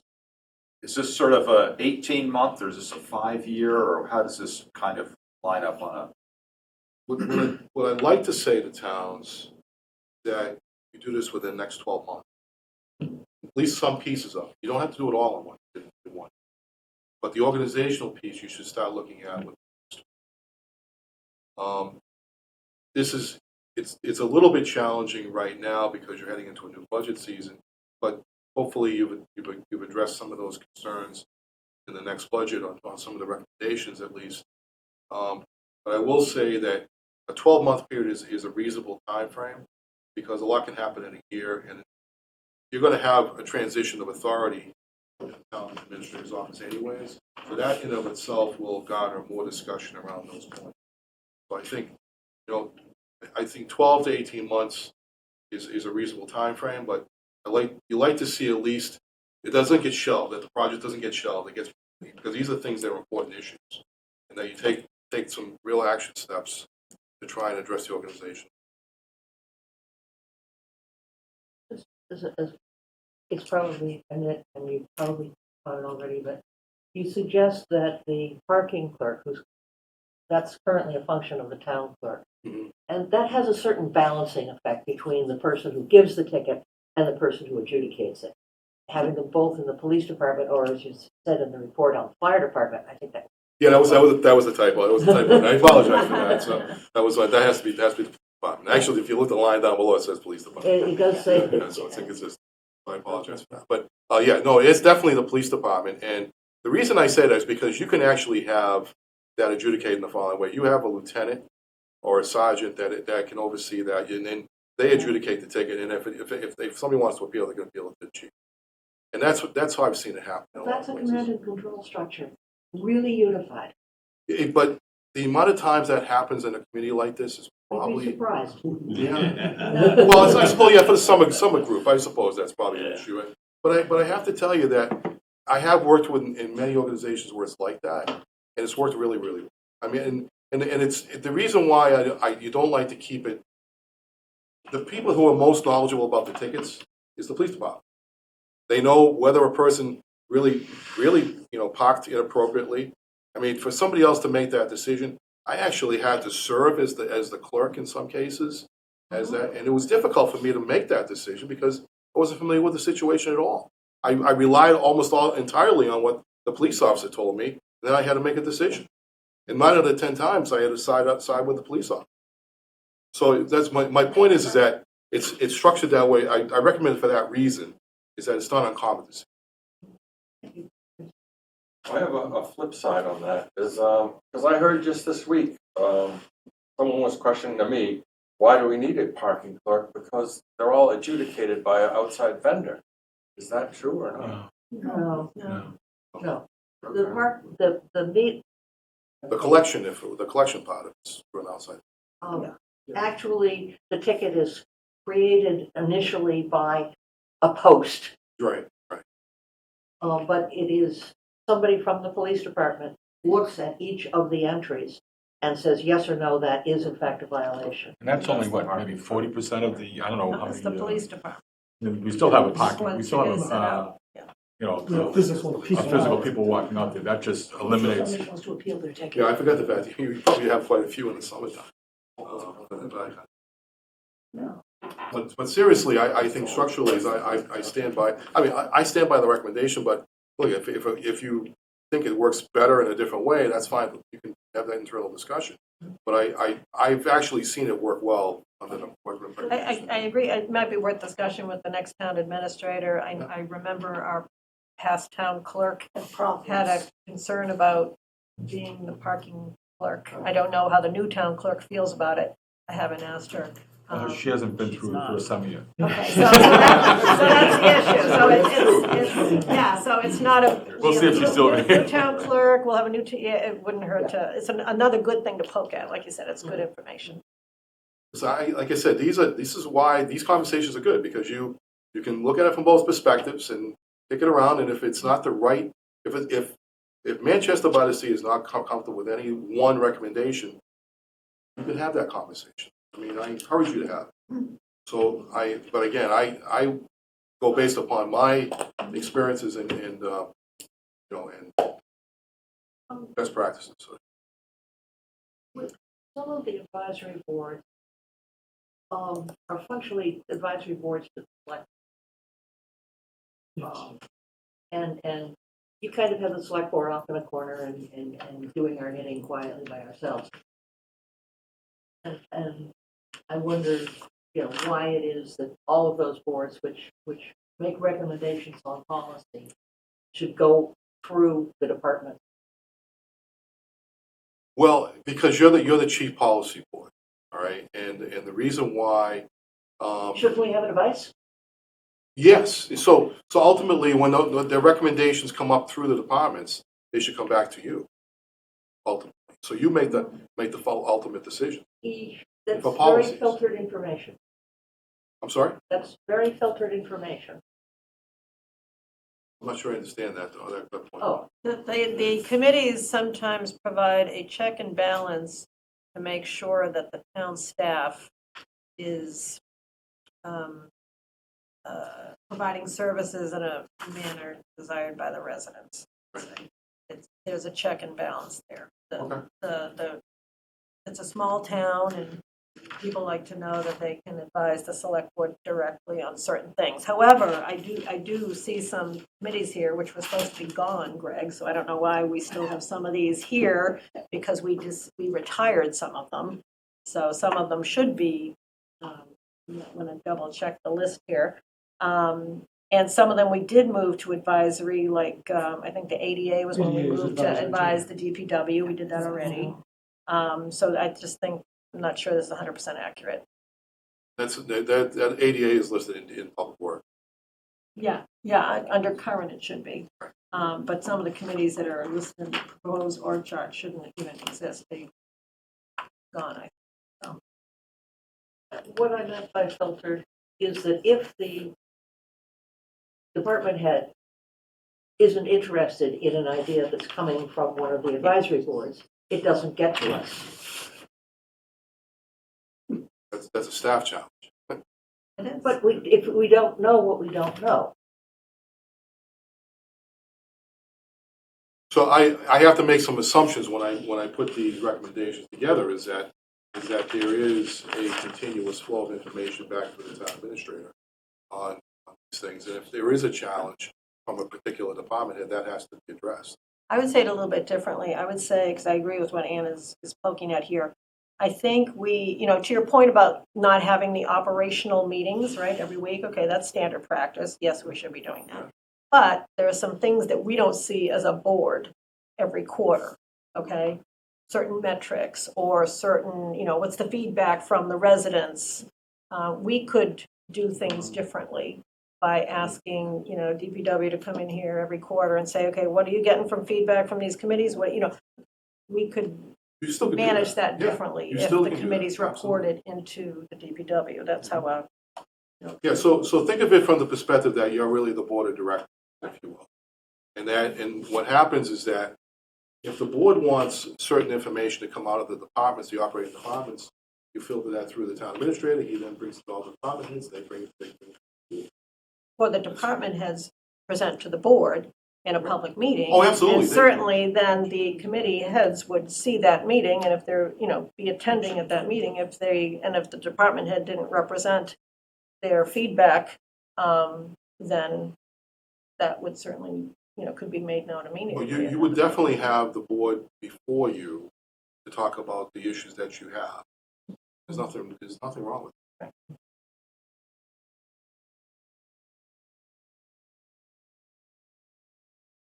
I didn't see this as the board reporting up to the department. I just saw this for administrative support. They're all connected for a reason, because they all Yeah. advise each other. Well, some of them we did change to be advisory to a department head instead of advisory to Yep. the select board.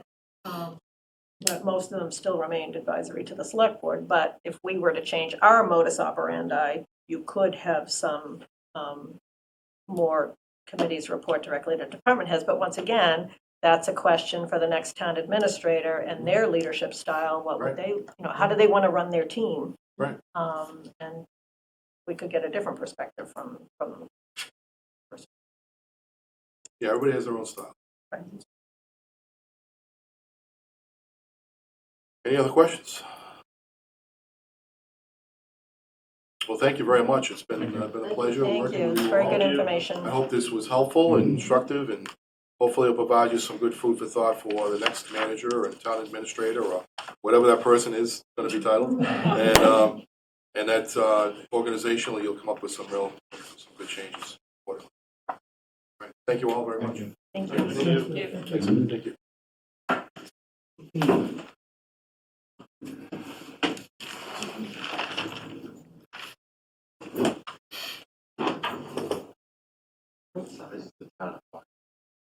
$17,000. Actually, $18,000. They just Except on game day. Everybody thinks that Foxborough is being a city. It's actually a small town. But yeah, game day is close to 70,000.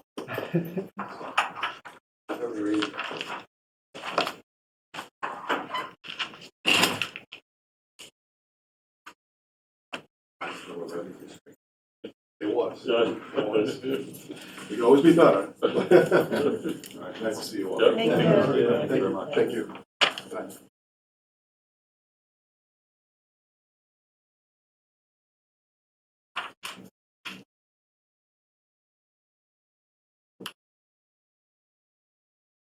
Okay. The next item in this joint meeting is the, well, some item is the operating budget.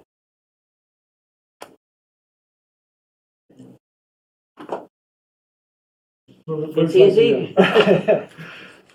So, Finance Committee is very close to being done with their set of recommendations. I have a few more to go.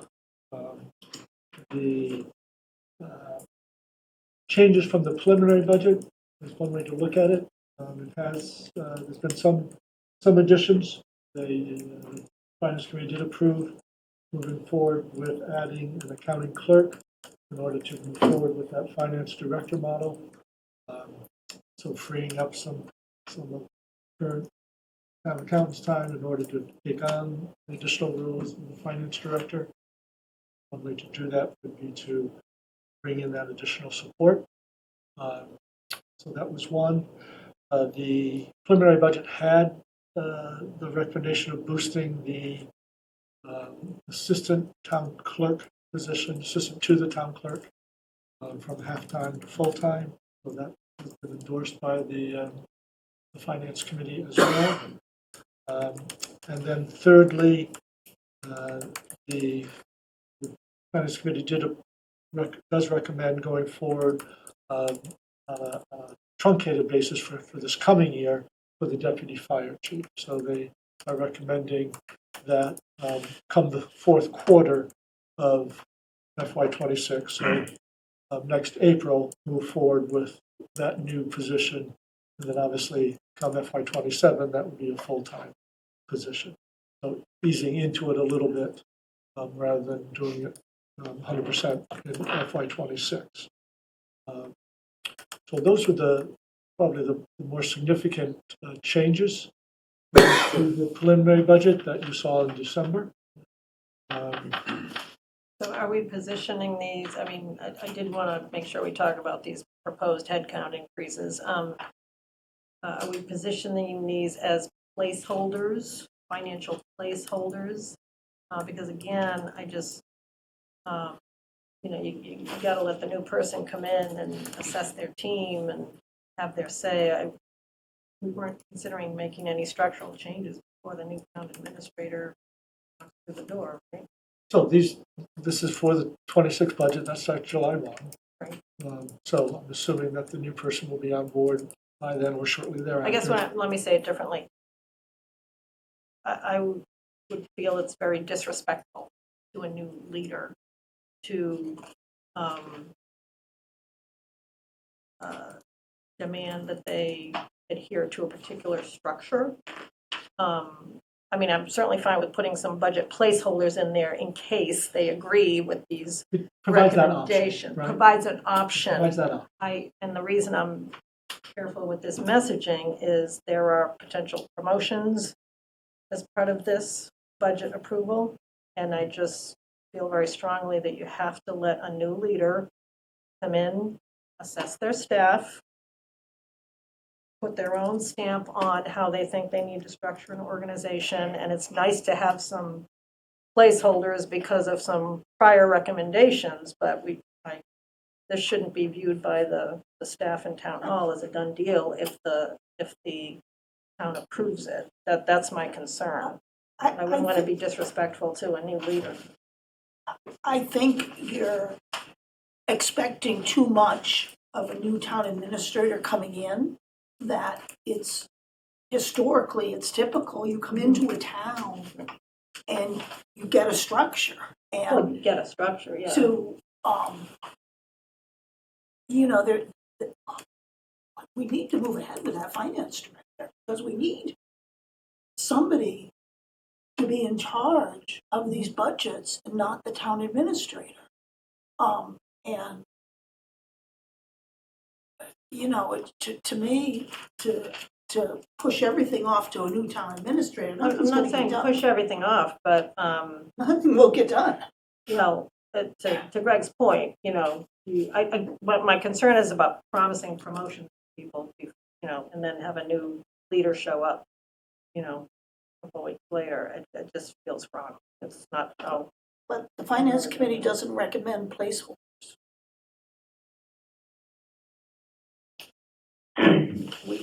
We budget for specific things. We feel strongly enough. Well, the finance committee. What I'm hearing, the finance committee wants is one person who's responsible for the budget preparation that is not the town administrator. That's what I'm hearing. But I'm confused because I thought Andrea did that, so that's maybe where I'm not understanding. No. It's also a functional change. Yes. Also, I think support for role. Backup. Yeah, no, understand. I've never had a restructuring done by committee before, so this is. So we have, I and reinforced with Bill, have advocated for a finance director for a number of years now. And we have slowly worked our way towards that goal. I do think that particular goal is ready to move forward. And it's certainly the TA will certainly have a major hand in the budget still. It's not 100% handoff to the finance director, but in terms of finance director has more responsibility for overseeing, supervising treasurer and the assessor, and that those three departments form a more cohesive team under that finance director role. Well, if we were to go forward with this before a new leader comes in, I would want to add some additional responsibilities to that role. Right, no, that was the goal. No, I'm just saying above what you just mentioned, because as I mentioned earlier during the operational presentation, this should be the most highly automated department that we have. So when we start talking about adding, clerks and administrative positions, there are other ways of handling that, and I would want a finance director to come up with an automation strategy for that organization that includes partnering with other cities and towns so that we can do something other than hire people to get work done. Something a little higher level than just supervising more. Right. We didn't realize that.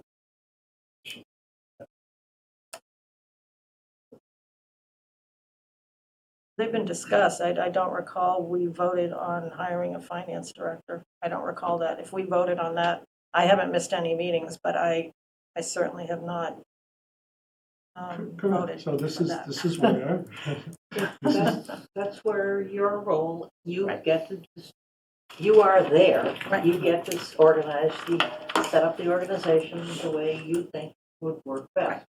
100%. And that is exactly my point. If Greg wasn't leaving, I would have no problem with this. This would be the current town administrator coming to the board and saying, I need this to happen, going to make my life easier, going to do better for the, I have no problem with that conversation. Conversation we're having is, let's do a reorganization. And, oh, by the way, there's going to be a new leader coming in.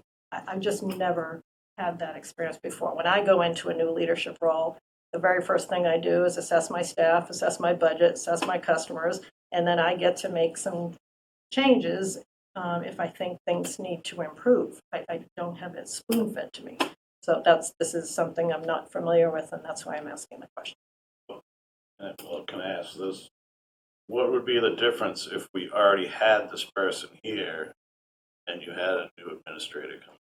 What I'm just saying, as a leader, you typically want to have a say in how your team is formed. No, I understand what you're saying, but what I'm saying is if a year ago we hired that person. Yeah, and that person was sitting there right now? I have no problem. No, if we hired a finance director a year ago. Yeah.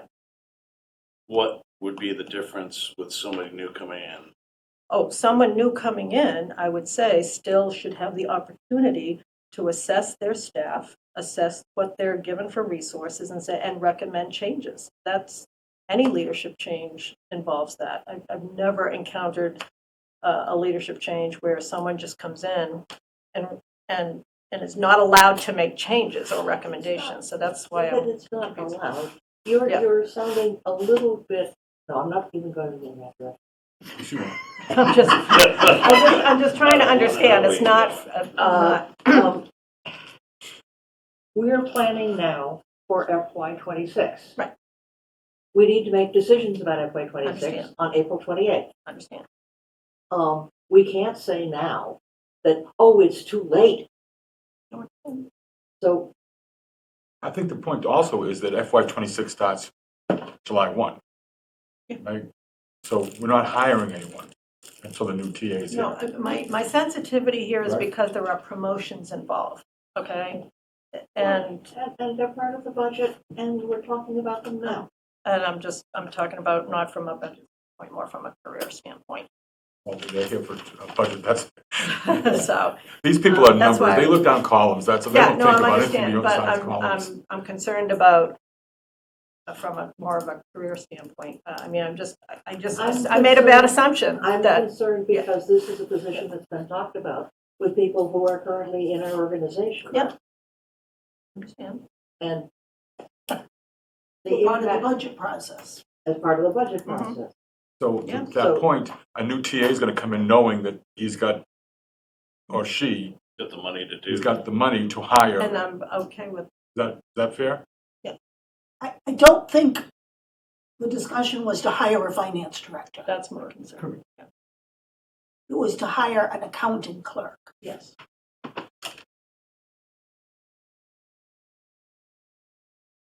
That the finance director was going to be an internal candidate. Okay. That's what we were led to believe. And that's what the internal candidate has been led to believe. which is Exactly. kind of a horrifying thing to do to somebody. If you, That's exactly my point, yes. I'm not sure I follow how that's your point. My point is, I think there was an assumption that we had already made a decision to, We don't make that decision. Greg makes that. I'm sorry, excuse me, that the timing around this is what is disturbing. That's okay. So we have to, when we interview the candidates for the TA, basically they're going to be inheriting a structure. And if they want, what you're saying is if they want to make changes to that structure, that would happen in the following budget year. That's always the case. Well, I'm just saying, well, I guess what I'm saying That would be is, for any position, right? I mean, You always have that situation. I worked for a large corporation. I didn't get to come into a new position and say, I want to get rid of you, I want to get rid of you, I want to get rid of you. I had to work with what I was given. Okay. And over time, Yeah. develop Understand. it to what I wanted. understand. And this is the same type of situation. Yeah. Understand. I'm just sensitive because when we talk about promoting people, I think that needs to be handled with more care than what we did in this situation, but I'll stop right now.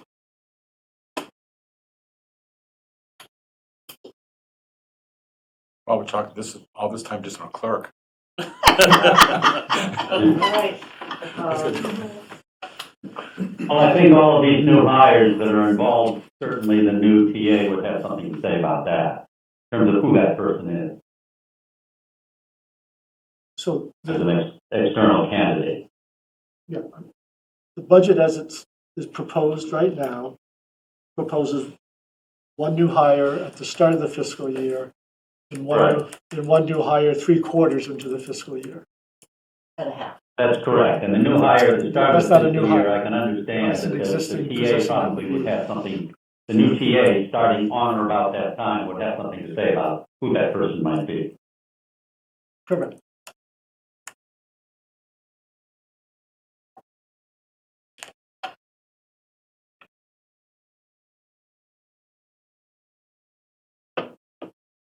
So I don't know what else you want to dive into in terms of the details of the operating budget. I focused on those staffing positions because that was the change from what you had seen back in December. Well, town clerk, that was purely for backup purposes. The assistant town. Backup and workload. Well, the workload I'm not buying, no, because when we discussed the notary, adding the notary service last April, we talked about the fact that staffing in the town clerk's office was sufficient to absorb that, with no issue. And I specifically asked, you guys aren't going to come at the next budget cycle and ask for more staffing, right? It's not being driven by Right. notary needs. I understand. I'm just saying in general, it seems to be not driven by workload based on what I saw in the operational report. But I'm curious as to what the workload is. What new information did we get? Because when we talked about staffing last April, there was no discussion about increased headcount. So I'm just trying to understand. You also have a new town clerk now. I understand. Right, But I'm so- just, is that the only piece of information? Oh, no, she gave a Or is- presentation to us. Right, so I think the real concern is anytime the clerk is away, then that So office it's backup. is empty half the time. It's a backup, that's what I was trying to get at, not workload. Well, we can Well, increase workload, we can shift That's workload. part of workload, right? So when it's not staffed, that work isn't getting done. The people there's no way to service the counter, that sort of thing. Could some of that be done with cross-training? For example, could somebody from the treasurer's office learn to sell dog licenses? So the short answer is yes. And you could look at that accounting clerk as a possibility, Mhm. as having a dual role. That could be something that. That's an excellent suggestion, and the Take reason it I'm off. really poking hard at this stuff, folks, is obviously this is a really difficult budget year. Again, we haven't even talked about the stuff on the capital list, and we're talking about adding, a couple of extra headcount to administrative. It's not a good look here. So I'm just trying to poke real hard at administrative add-ons because they are in areas that typically you wouldn't be thinking, Well, I think that for the so. clerk, we took away a lot of the beach. Parks and Rec took over the, like, selling of the tags, beach tags. Maybe that goes back to if we have a part-time, or a full-time assistant clerk, maybe that takes it off of Parks and Rec's plate and puts it back downstairs. Or the parking clerk that we talked about earlier, if that were to move under the police department, would that free up some of the work? I don't know what the specifics She are of also the told us- workload that are driving the need for the other. Sorry. Sorry. She also told us that one of the challenges in her office recently has been the substantial increase in the number of public information requests. Yes, and that can be handled through other means, potentially. So that's. You It gotta, goes through but it goes to the clerk's office. Yes. yeah, and you gotta have somebody there. You gotta have somebody posting agendas. Yeah. We've had issues with public hearings recently that haven't been able to be held because agendas weren't posted. Yeah. That office is under a tight time frame to respond to. Basically, she's also the face of the town. That's the first, when people walk in, they're going to go to the clerk's office. Mhm. I think it's useful for you guys to hear the same discussion we had. Did we hear that? Did I miss something? No, we didn't We hear didn't it. I hear guess that, that's the so point. I think is that we that's didn't part of hear the that. disconnect is we're being asked to approve additional funding for staffing and so when Greg's asked us, well, what do you want to hear in the budget? I want to hear about the increased headcount. I want to understand why, because that's something that the taxpayers, I would think, are going to poke at. And right now, I don't have good answers. Right, and it's the So, role of the I just- finance committee to recommend budget to the select. Right, but I think headcount and structure, that's select board responsibility to implement. So I just think we need to understand. We do not. Implement's the wrong word. Yeah, Sorry. Yeah, I understand what you're saying. That We're- implement's the wrong word, but there's the budget and there's the people aspect, right? And there's the structure and they all have to coalesce, but. And I'm happy to have the town clerk and the town accountant come to your next meeting, make that presentation.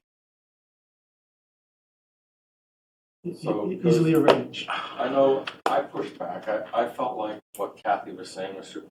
A small town, the way to do the redundancy is to try to get people to wear more hats. And I felt like we had planned the new hire for the parking and that would be enough for this year, and we'll see how that fits in. But I know accounting is going to be busy next year because of breaking in a new town administrator. But I felt like the promotion and the assistant clerk boost was too much for 1 year. It was a 40% raise.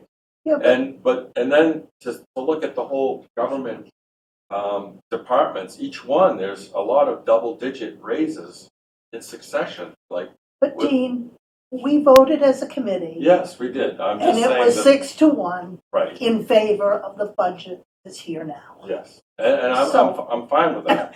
But I just did say that, I share the concern, and that, operating budgets, once you raise those, they don't go back down. They're every year, and with all our capital costs that we have coming up, we really need to. So let me ask a question, Greg. The accounting clerk, that seems to be a pretty junior position. Is that something that does that have to be an employee? Could that be done with contract labor at all, or?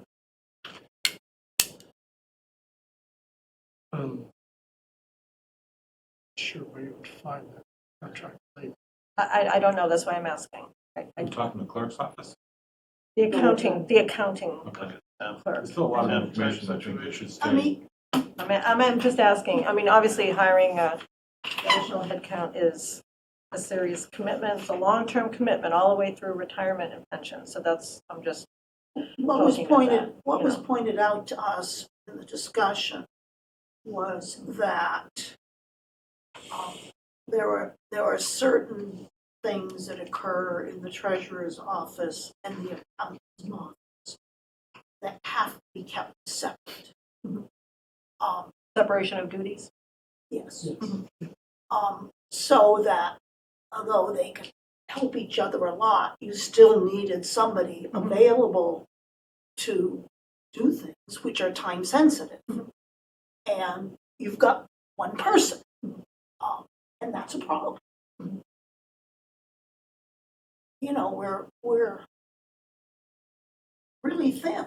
We have no backup.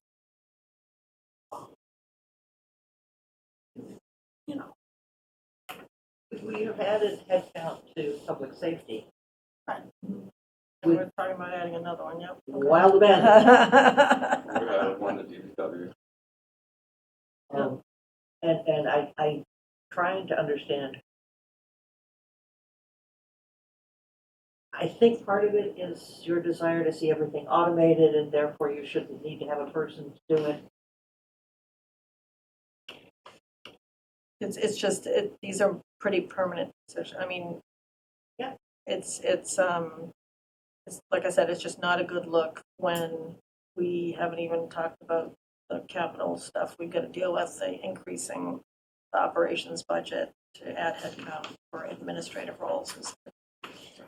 So I felt that I important that I just want put to add that I yeah. think that, and let's stay in the clerk's office. Mhm. It's got to be an interactive. Oh, yeah, I'm not saying. So I'm yeah. automating something like that. No, I'm talking about behind the scenes stuff, when you're dealing with, some of what they do is compliance, and there's a lot of compliance related stuff in the finance areas. And when you get to that level of maturity, you don't need as many. So we're not there yet, I get that. I think I'm going to suggest that we have the presentations that Greg has suggested at our next meeting, and we move on to the capital budget. Yeah, because I think it would be good for anybody else who's interested from the resident standpoint. They may not have joined the finance committee meetings either, but that was discussed, and they can ask their questions there as well. So, okay, Oh, there's a handout. I'm sorry. I don't know who RF is, but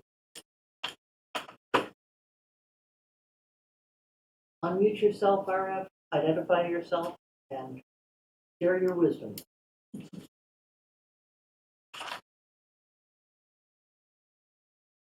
no, they took their hand down. Hey. Maybe they didn't mean to raise their hand. Click that wrong button. No, yeah, they took their hand.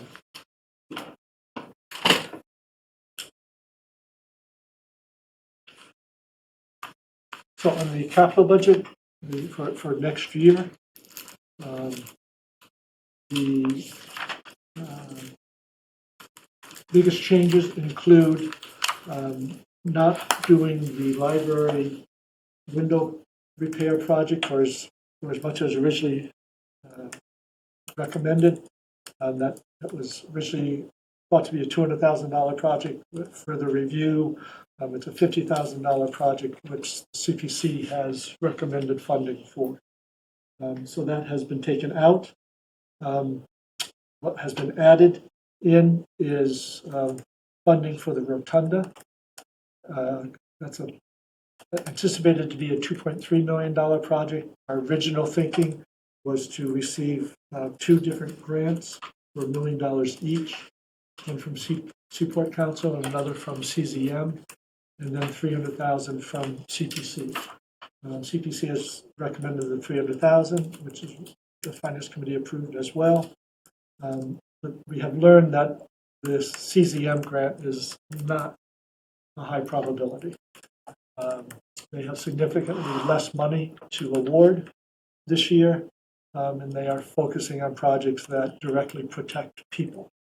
So we do not feel Rotunda will rank high. We will still apply and still try. We may get some money, but we're not going to get $1 million from them. So it was recommended to add $800,000 for the rotunda and to seek additional funding through the CPC. They don't have the full $200,000 more to make that a $500,000 allocation. They could go as high as $440,000. And so a couple of options. One, we could do some bonding using CPC and have them pay for it over multiple years.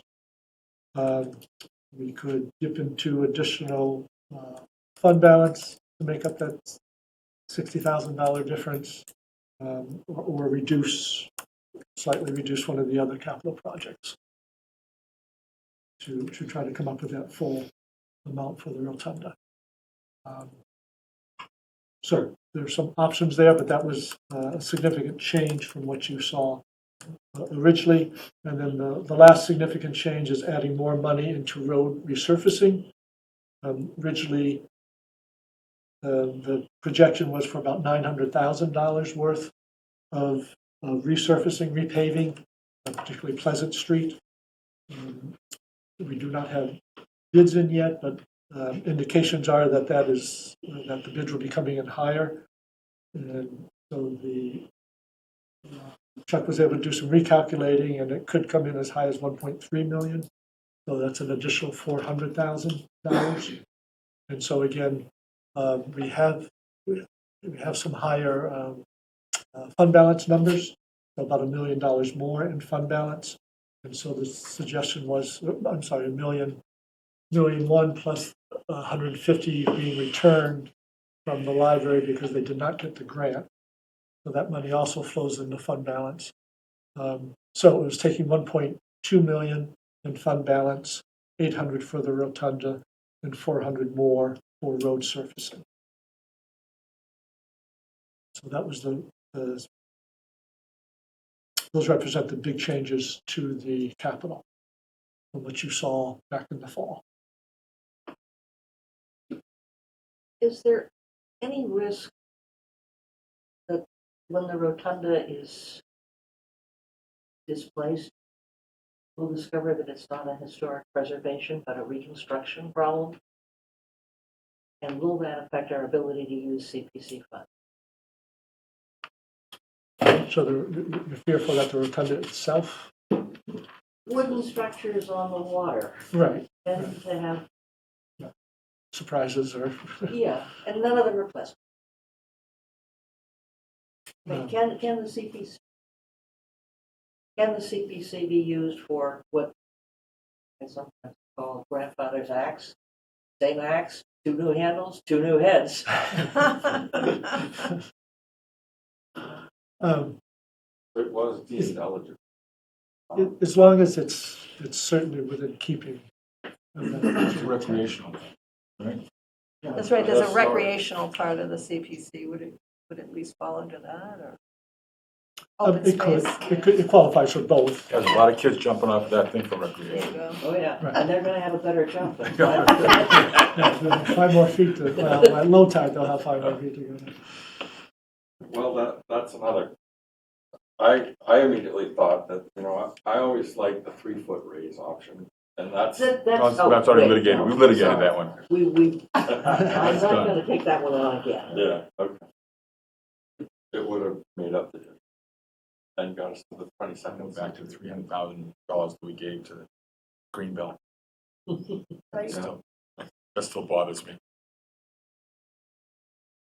So I don't see that here. It was So last last year. year's That was budget. just last year. We did ask that question.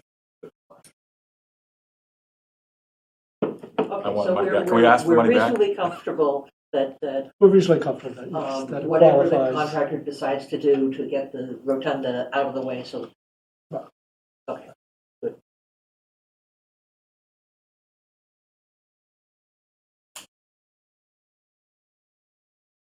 And I know the discussion at the finance committee about the paving, that Chuck said, well, he could do it for cheaper, but Not the right job. it's not the right job. Prices have gone up. And looking at the winter we're having, it makes sense to put more money. I see everybody nodding, this is really nice.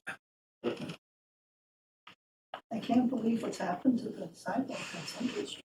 Oh, you know what, we forgot during the operational budget discussion to discuss the, we said we were gonna talk about snow removal on the sidewalks and whether or not there was equipment needed to properly do them, what were the expectations for sidewalk snow clearing? That's not on our action item list and I forgot about that, but we wanted to make sure that we understood the expectations, do they have the right equipment, because a lot of people were not happy this year. I think that the part of the problem was that we just had, there was a confluence Yeah, of events that made there are some problems that happen every year that there have been questions about sidewalks in particular. When do they get done and do they have the right equipment? Because they keep telling us, So, in talking by the way. to Chuck, he doesn't feel it's an equipment issue. Okay, He's happy to come in and. is it a training have issue? have a discussion about what the expectations are. Can we put that on the action item list so we don't forget it It's again? on he's got a Because- map on the website. No, I understand, and it's not accurate, so that's why we said we were gonna discuss it. It was, I think at our last meeting, we said we were gonna have a discussion Yeah. on expectations. We just forgot again, so I'm just asking if we can, make sure we have that discussion. Yeah, so we can tee that up for the 18th. Okay, but there's nothing we need to worry about from a budget perspective. He's got it covered. Okay. So, okay, we've got Well, and Kathy, the snow budget is the one we can go over. Right, I didn't understand if equipment was different than Oh. snow budget, so that's why I was asking that question. Okay, I think we've covered the changes in the capital budget, unless anybody has. Okay, the next item is the FY26 school budget, which is none of us here. So what we have plugged in to the overall budget is a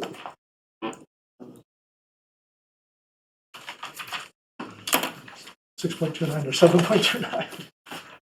Yeah, where are we at? Is it the 7 or the 6? I lost track. 7.29, thank you, yeah. So that assumes what the school has presented as sort of Model A in the modeling. That assumes a 27% increase on their health insurance, which is the big driver there, and some reduction in administrative staff going forward. Further, The middle school principal. okay, they're not talking about anything beyond middle school principal and finance director. Facility, Yeah, facility. facility, correct. Stuff we heard about And- before. Yeah, okay. Correct. And then there's some reduction in sections at the high school as they shift staff to elementary school. I'm sorry, I just want to make sure I heard that. So the 7.2 budget, whatever, presumes no middle school and no facilities. That's what you're saying. I just want to make sure I Yep. only caught part of the conversation. That was the mid-range one. And it had the 27% insurance increase. That factors the 20%. Correct. Correct. So that's our assessment increase. Essex would have around 8%. Oh, the 7.2 is our, It's our apportionment share increase.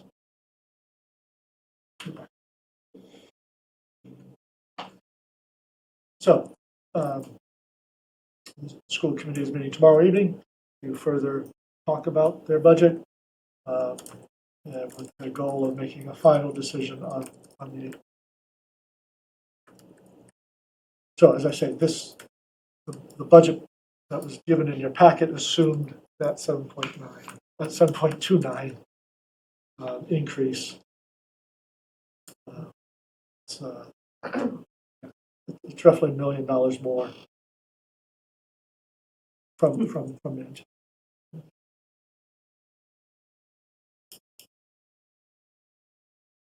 So, how Essex responds to that, certainly will require an override to do that. They were not successful in passing an override last year. So, it's a bit of a question mark, obviously, going forward. but we don't need an override in order to absorb that. So we have enough excess levy capacity. So what we're showing is a 3.5% increase. So that's a percentage point higher than Prop 2.5 She's not limitation. using unused levy capacity. I'm sorry? I don't think she's using unused levy capacity. I think the 660 is the capital exclusion, which brings the total to the 3.5. Sure, you can view it that way. It's all depends on how you want to. Because that's, she's showing additional unused levy capacity this year. Yeah, I thought we said we didn't want to use up the. We still have unused levy capacity even with this higher number, but it does go down. It's 659. Right, but without that school increase, it would have been 1.3 in excess levy capacity. So the reason why I view it that way is because that capital exclusion was the same this year as next year, so there's no change from a taxpayer's out-of-pocket perspective. But it's all fungible. Right, it's a little fungible in terms of how you view it. So, needless to say, the current proposal that we're showing in the budget may not get approved at the Essex Town meeting. Obviously, there's a question at Manchester, but I'm less doubtful about Manchester's vote than I am Essex's vote. And it could well be this is the year we have to go to a super town meeting. I just don't know. Or if the override is turned down, the school committee can Come back with a make further reductions. correct. And then the question is, will Manchester prove? Right, we come into that dynamic. When Essex's town meeting is after us, right? The week after us, Oh, it is? Well, because ours is late. You know, theirs is always done in early May. Oh. And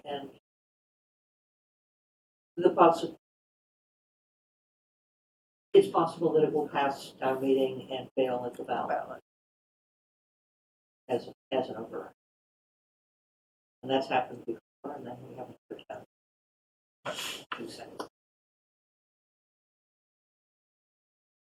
Question, Ann or Greg?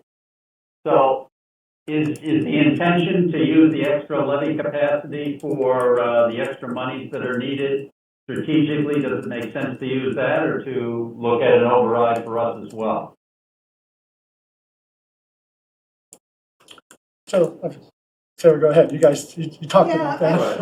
We talked about it, John, and I think that what we decided was it wasn't that much money that was needed as an override, so it didn't make sense.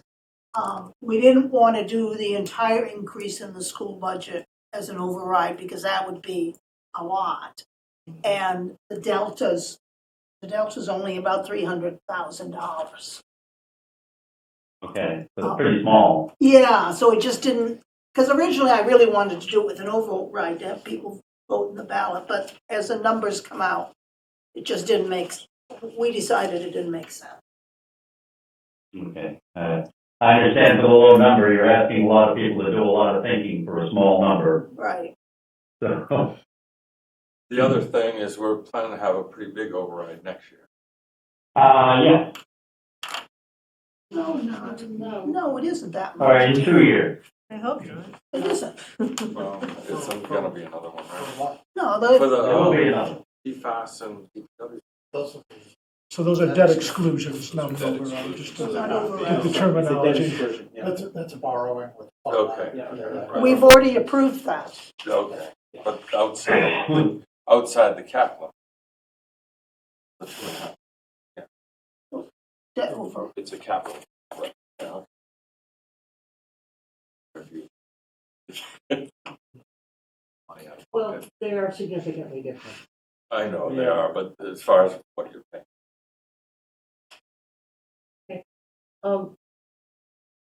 I don't think we can make any more progress on the school budget than we have made. I think we all understand where it is. Dial in tomorrow and find out. I'll be there tomorrow, sitting on my hands. Maybe one of them over in my mouth to keep from doing something really stupid. Maybe you need some duct tape. Thank you, Sarah.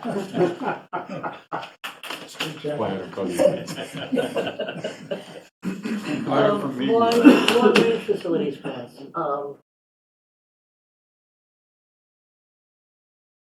So, looking at, again, we talked at length about this at the finance committee the other night, walking through a really complicated spreadsheet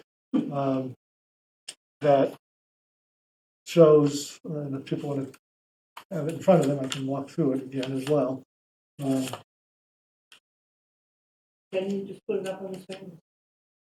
Sure. In case there's somebody outside who's looking at this and trying to imagine what we're talking about. Yes. It's a good spreadsheet. I mean, it's like, you know.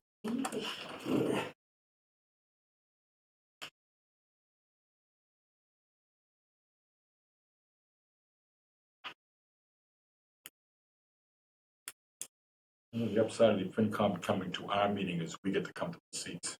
I know. Look at you guys, look at you guys set up here. It's like, I mean, you know, we've got our desks, we've got our tables. Room at the table, squeeze in. I won't doubt. Okay. This is a slightly revised version than what I handed you. But, it's very, very, very similar. Is this version 4? This is version 4 revised slightly. So you didn't send us Version 4.1? 4.1. 4.1. release date. I just did it late this. I saw a couple of errors in version 4. It's minor, but I can highlight it for you. And I will certainly send this out to everybody. So we begin on the far left, listing the possible projects. Now, obviously, lots of assumptions, but this is a stab at what if we did all of these? Is there any way to afford it all? And so we have, starting off, the water and sewer that's already been approved. That was approved last year for $7.5 million, and I'm assuming a 15-year bond for payback. And so I'm showing it partially in play, half of it in play for FY '26.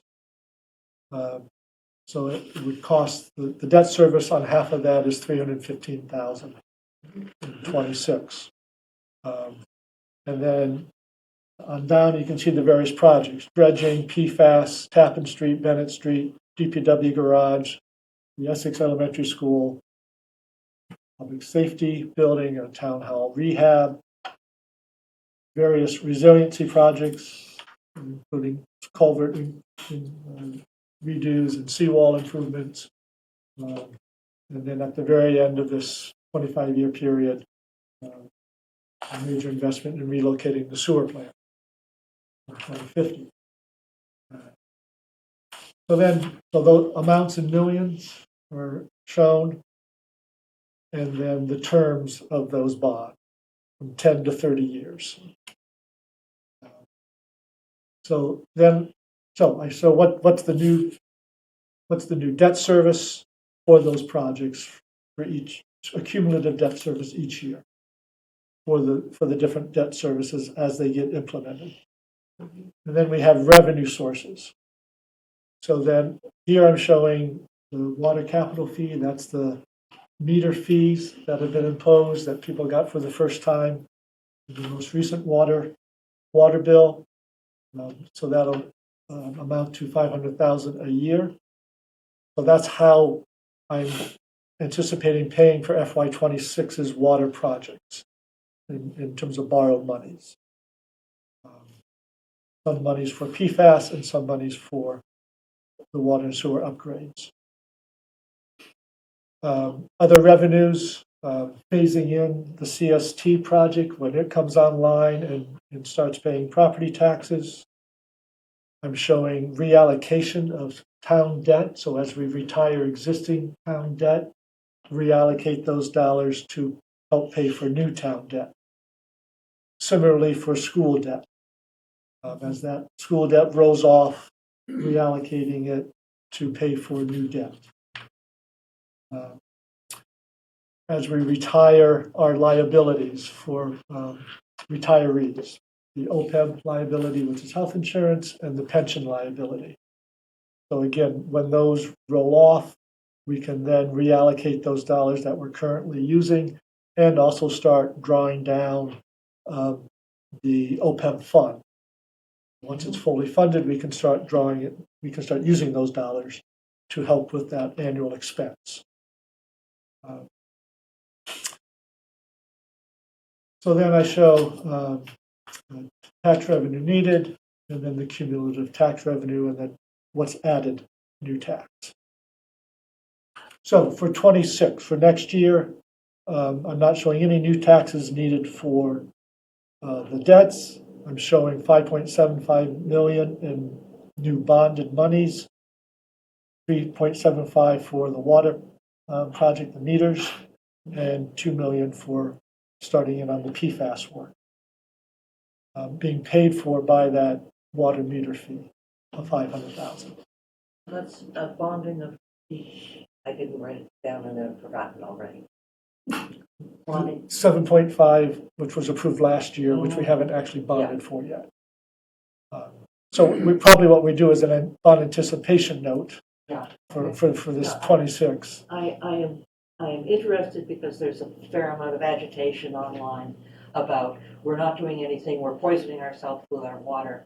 And it would be nice to have a number to say, this is what we expect to spend on this project. If you look at the very bottom, Ian, so PFAs are 2 million Okay. in '26, and then 6 million in '27. Right. 28 is nothing. Okay. Okay, fine. Got it. Okay, thank you. So this then continues. So in '27, I'm showing the full amount of that original 7.5 being bonded and costing now $630,000 a year in debt service. More PFAS money. So now that's up to $672,000 a year in in payments.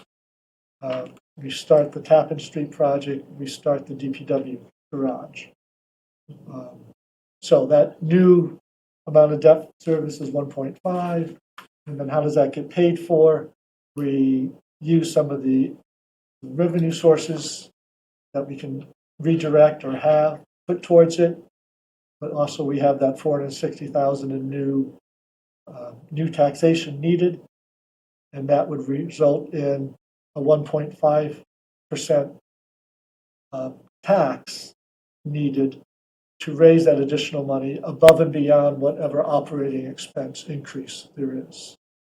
So if it was a typical year of 2 to 2.5% for your operating expense, you'd be looking at that 3.5 to 4% overall tax increase. Greg, So this continues year after year when the different projects come on board. What I'm trying to show in the color bands is when the full amount of that new bond is being paid for. So again, in 27, we have the full 7.5 being fully loaded. In 28, we have the full 2.5 in dredging fully loaded. In 29, we're showing the full 4 million for Tappan Street fully loaded. aren't we doing dredging every 10 years? I'm sorry? Aren't we doing dredging every 10 years? A different section every 10 years? So don't we need to? So I haven't included Continue? that in this model. Okay, The reason I didn't include it was I'm making the assumption that it'll be self-supporting by for the next round with the additional revenues for the transient dock, and okay. increased mooring fees, et cetera. Again, lots of assumptions that are in this model. And assumptions that will no doubt change as time rolls along. Do we have to hit a flag before our total debt service hits 10% of our budget? Is that a number we want to try to stay under through all this or look at? Wasn't that like a accounting for bond ratings and stuff? It was a target? Yeah, Yes. well, that might be something getting close down the road. Yeah, you will begin to exceed it in the 30s. None of us will be. So, jumping down to the bottom, just what I was trying to do was spread this out. The very first model showed 2.5% more or less additional tax increases for 5 straight years. So what I've tried to do is spread that out. So this is now spread out over a 7-year period, and the highest year is 1.7%. We got, they said 2 of them at 1.64 and 1.7. Tried to alternate them. Doesn't quite work out that way because of a higher year and a lower year. But it ranges from 0.5% to 1.7%. So FY31 is now 1.7, it's not 2.36. Right. Yes, that's the change that you'll see. I pushed that out a year just to try to lower that big number. The DPW garage. You did that Yeah, by I spread out moving the DPW out, spreading it out. in terms of when we fully load the debt service.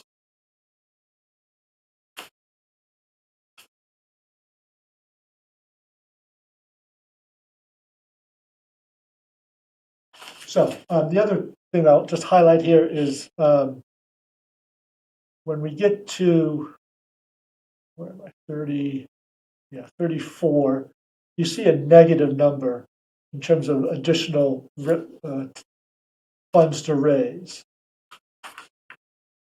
And that's because we haven't added new bonds, but we have been able to add additional revenue sources. So for example, I'm assuming the second phase of CST has come on board. And so what I'm recommending you do with these negative numbers is basically you apply it towards that catch-all of resiliency projects, whether it be seawall, beefing up seawalls, improving, expanding the size of some culverts, working our way upstream, Sawmill Brook, um, waterproofing town hall, or et cetera. I'm sure we'll have no shortage of projects. There won't be any shortage of projects. So it totals about, I forget what I have here, 30, it changed on me because when I push things out, it lowers that number a bit. Yeah, 30 million, just under 31 million over that 25-year period. So it is a good chunk of change, no doubt. That assumes, that you keep the taxes at the same higher rate that they were, that you're not lowering them as debt comes off or as other monies become available. You're applying it towards additional projects. What are you assuming for growth? So new growth, I assume that 200,000 a year. And I kept that as part of operating. I didn't apply it towards this. Okay. The only new growth I applied here was CSP. Okay. 100 units in Beaverton. I did not. I did not do that. Okay. So, again, lots of assumptions, and things will change, but it does provide at least a framework, I think, for start thinking about all of these different projects. Again, decisions have to be made which ones actually are going to go forward. This includes the list of the major ones we've been talking about in one shape or form or another. And it presents a path forward, albeit it's certainly hiking taxes. And this isn't showing what might be happening in terms of school budget, in terms of potential overrides there. So that's all in the mix, and that all has to be factored in. But as an exercise of seeing how this might map out, I think it starts to become reachable. Not everything, but I was encouraged by it, I guess is what I want to say, is that it wasn't quite as impossible as I first thought it might be. Each time you did an iteration, it got a little better. It got a little bit. That's a really good direction. We keep, oh yeah, the OPEB money we can start drawing down. I had forgotten about that. So we put that in. The OPEB is being fully funded in 2.5 years versus 6.5 years. So we're ahead of schedule there. So that's the kind of fine tuning that will continue to happen as you go forward. But I think it does provide a viable, albeit expensive, path forward. You have Essex Elementary at 27 million. That you're figuring that as the overall cost or our portion? I'm figuring that's our share. Our share. Yeah. And again, that's a guess, right? Right. That's right. a total. It's good. Greg, a little question on, so in Bill Keegan's report, he made some mention about the harbor becoming an enterprise fund somewhere in the future. Yes. Are you sort of thinking about that on this long range, where it would be basically self-sustaining? Yes. Okay. So I'm showing one more dredging, but then I don't show the other dredgings down the line. That doesn't have to be an enterprise. True. Right. The challenge with the enterprise fund is if it brings in extra revenue, we can't use it. Right. And water is where we tend to bring in extra revenue. Right. You have a lot of it. I've heard that argument before.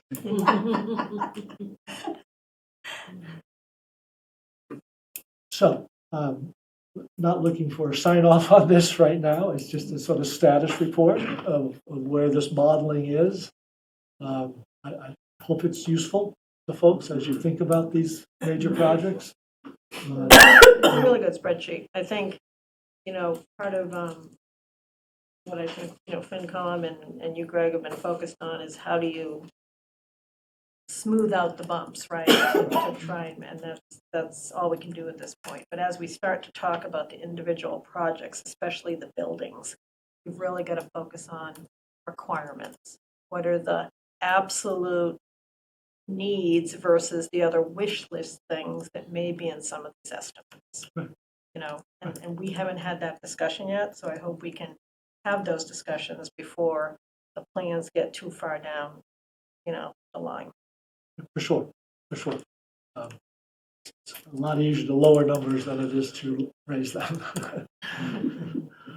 One of the real advantages, though, here, and we talked about since exactly a year ago when we met with you, is that a lot of times we sit here in these meetings trying to guess what the voters want or don't want.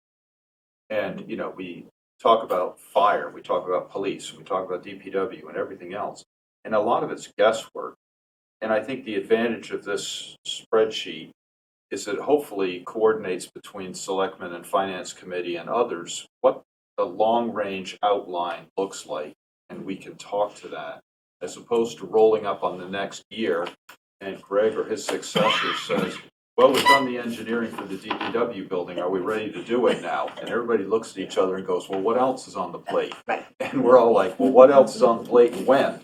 And this is a very good penciled roadmap, and I would hope that the selectmen could do their best to reach out to the population at large and say, do you like this or do you not like it? Because really, every year we're sitting here trying to figure out what are people going to put their hand up for. That you too can reach out. Oh, yeah. And we do. We do. But I think that's part of what I agree with that wholeheartedly. But I think when I talk to residents, what they ask is, okay, we need a new next thing on the list is, DPW building, right? They ask the questions, right? What do you mean by that? You want to build more than what they have. Why? And so then you get into the requirements discussion for, wants versus needs. And I have no answers because when we look at the facilities master plan, it just doesn't have that level of detail. So the easiest way to explain the DPW is to walk them up there and show them. No. That's not what I'm getting at. It's a mess, right? So you need something new, but what they're proposing includes garage space for vehicles that don't have garage space, right? It includes administrative buildings that are here now versus now they want to have it there. So that's basically you're asking them to asking the residents to approve a bigger facility than what we have. Nobody's asked anybody to do anything. No, I'm just saying. But it's bigger than what we have. So when we start talking to the residents, we got to be prepared to. We can't. Yeah. This is. You're ahead of my skis. Okay, understand. But I was just getting to the point about, the reason I brought it up was because you said we can start talking to residents. And that's where my mind went when I talked to them about this stuff. Mm-hmm. These are the questions they ask me, and I have zero answers. So when Bill was talking about the communications director and how we did so well in 3A. Right, exactly. And I have said this before. Yeah. Isn't that something this person should do? Yeah. That's a slam dunk. There was, before the task force started communicating, we spent quite a long time figuring out what we wanted to do. Right. And with the DPW garage, as Kathy points out, we haven't decided what we want to do. Exactly. Yeah. Well, it's not going to be easy. It takes a roadmap. Yeah. So better get started now. Right. Well, I think the talks seems to be more than what we, right? We don't know what we're going to need in 10 years, though. Right. Well, no, I mean, we're talking about a different configuration than what we have, okay? Which is administrative space being removed from this facility, DPW not being administratively in this building, being somewhere else. So that's more space in the new DPW facility, plus garage space for vehicles like pickup trucks and things like that. When I walk in downtown, a lot of people who live downtown Manchester don't have garages. So, you got to be prepared to But these also look these at the residents downtown requirements. don't do their own maintenance on their own. I mean, No, I'm just saying that these are the types of questions that we're going to ask Stop next. just That's a all. second. Yeah. It's getting toward 9:30. Yeah. We're beginning to talk in circles. Yes, there has to be a design. We have to have the elementary beginning design, decide whether that's what we want, what we need. but we're talking stuff that's still a year Sure. out. And I don't want to be here at 10:30. So, And part of that design process will give options. yes, exactly. Here's option A, here's option B, here's option C, this is what you get for A, B, and C, and the And differences. at that point, we start talking to people about talking outside the volunteers. Yes, agreed. Okay, unless anyone has something really important and novel to say about long-range planning, I think we are going to move on, whatever it is that's next, the town administrator's report. Motion to adjourn. Do I have a second? Second. All in favor? Aye. Aye. Okay. Thank you very much for your time and effort and explanations. Right back on. Just wonder what was in the town administrator. Something I wanted to do.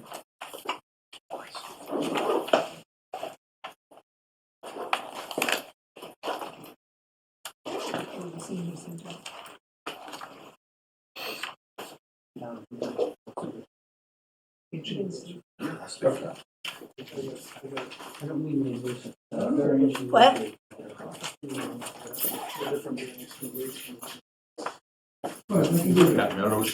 Can we listen in? By all We're means, not saying anything. it's a We're just- public, We're just looking at each other making faces. I will be brief. So just an update on the senior center and getting our purchase and sale agreement nailed down with the Masons. That's making good progress in the last few weeks. And the condo docs, we should have that, I'm hopeful, ready for your review at your next meeting in 2 weeks. And you could give your comments and then give your last meeting edits. And also underway is the fundraising planning. So we have hired a consulting firm using state money that we received for this effort, outlining sort of the game plan, putting a game plan together for the fundraising, identifying potential key donors, and putting together the collateral materials that would be used to approach people for significant contribution to the project. We've also received RFPs from architects to do the design work, produce the bid documents and construction documents. We have two very strong proposals from two different firms, and we'll be vetting those in the next couple of weeks, having that ready. I didn't note this earlier, but I did in my notes to you about funding for that effort. Finance Committee was of a mind that it would be best to use donated funds to pay for that architectural work. We would prefer to hold off on the bonding that would be necessary until after at least the bulk of the funds have been raised. You had talked about doing that in the opposite order. The professional consultants, they've said they've seen it either way. It can be a small boost to fundraising if you show that you've already got the funding, but it's not significant from what they've seen in terms of the impact. It's really a local decision preference. So I, having listened in on that meeting, I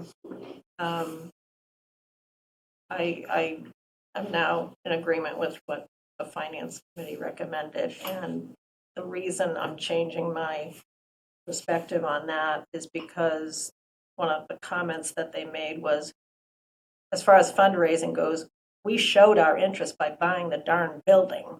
Okay, that ought to be enough to show that the town is serious about having a senior center. That was reason number one.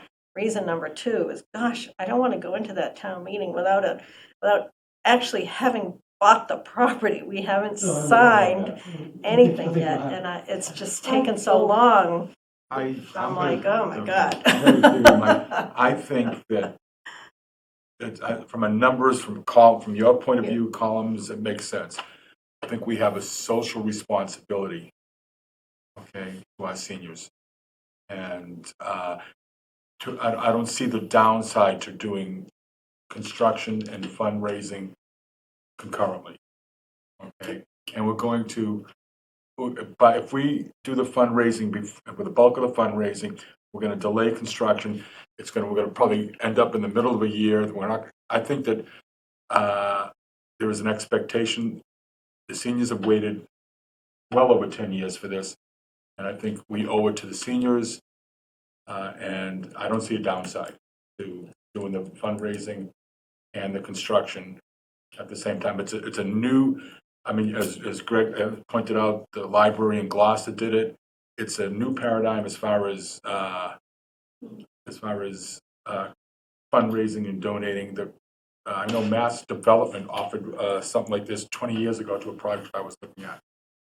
So I am strongly in favor of, let's get this thing started. The position of the Finance Committee was also the fact that when we agreed to recommend the $1 million to purchase the building last year, it was on the basis that the town would not fund any additional portion of that project.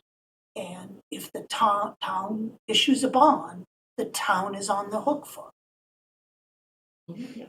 If It's there's about not living up to the donations. commitment we already made, Yeah, and so we've shown enough interest or. but we reluctantly recommended that $1 million, to be honest. I would just note that authorizing the bond is not the same as issuing the bond. Yeah, So- train's out of the station. Train's out of the station when you authorize it. I mean, But you the don't. authorization is Greg, would it be useful for this fundraising group to, say, attend our meeting in 2 weeks? That's gonna be one heck of a meeting in 2 weeks. I'm not sure what's on the agenda, I know, but they only gotta get more complex the closer we get to the annual meeting. I think that yeah, I hear you. You know, it might be useful, I would like to hear from them directly. Yeah, okay. I have a question. If we're going to do a bond, it has to be voted by a town meeting, And if they don't like it. and it has to be voted at the election. And we can present this to the town meeting saying, if you authorize this bond, we will start building now, and we will fill it with donation. But you don't know if you will. Yeah, that's. No, we won't either. So the earliest you can get that under construction is basically next January. By the time you do the design process and the bidding process, it's going to be next January before you break ground. That's the earliest. Is there a way to get some design funds so that we can at least show people a picture of what they're? Fundraising will be a lot easier with something that they know what they're donating to. Right. We have to have that, John, you speak to the seniors all the time. Yeah. What's their Yeah, now expectation? they don't know much about fundraising, but they're raising their hand, several of them certainly want to be involved in all of this. But their But expectation, any fundraising initiative, you certainly gotta have a draft design of this is what the money is going to. It's a key part of the story, and they're all about putting together a story. And the design that we currently have is, I think, not sufficient. I agree, Ann, it's really just a very starting point. We need something that's a little more, has been vetted a bit more. Well, Greg, you and I exchanged emails about this. What you have right now is essentially what they call a test fit, which is taking the interior and seeing everything fits. Right. And you therefore have an architect who did that work, right? Yes. So I think you were going to go back to that architect. We didn't authorize the money. Excuse me? We didn't authorize the money. I know you didn't. I'm not talking about authorizing the money, but let me just finish for a second. And talk to that architect about making whatever the depictions are that you want here and using donated money for that cost. That that'll Best I be, can tell that'll from be the my- route we take if we don't have any additional monies. But that's part of the reach out, early reach out to donors. is Yeah. just- I mean, we're talking about $5,000 or $10,000 max. I mean, that's. To pretty up what we have, yes. If you want to undertake, if you want to advance the design to a more final form before you make the pretty pictures, then it's going to take more money to. So how much, Greg? 50,000, you 50,000. think? So 50,000. So I think the question, to go back to the fundraisers, is how quickly can you get 50K? And if they say it's going to be, you know, an inordinate amount of time to raise that 50K, okay, then, you know, maybe we revisit the bond. But I don't, if we haven't asked the question, I think maybe what I'm just Yeah. saying is, can we at least ask the question, how fast can they get their hands on that kind of money to advance the design? Because I agree with the need for something more of a rendering than what we have. I Right, totally so- agree with So the that. question is, with the current rendering, can you get 50,000 with the current rendering so we can get 3 million with a much better rendering?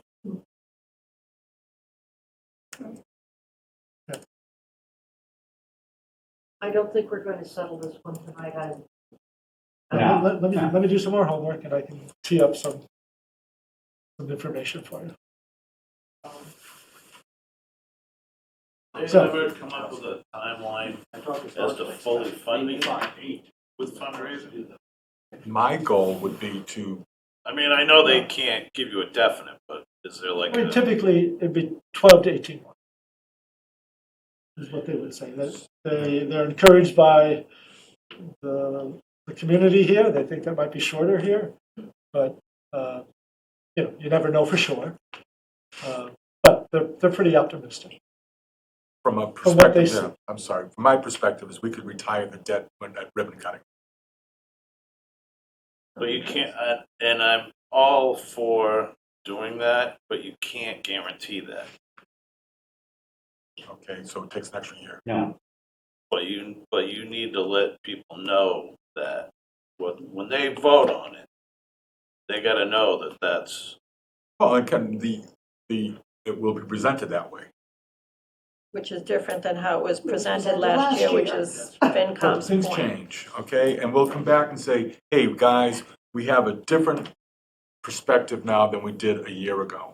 And so then, All 2 right. years from now, when you don't get the donations, things change? I think we still have a The responsibility. sense is it's gonna cost a lot more than 2.5 million. Whose sense is that? Andy, who's in the construction business. Okay, so we're asking for 3. I mean, the two architects we interviewed with their professional estimators, Yeah.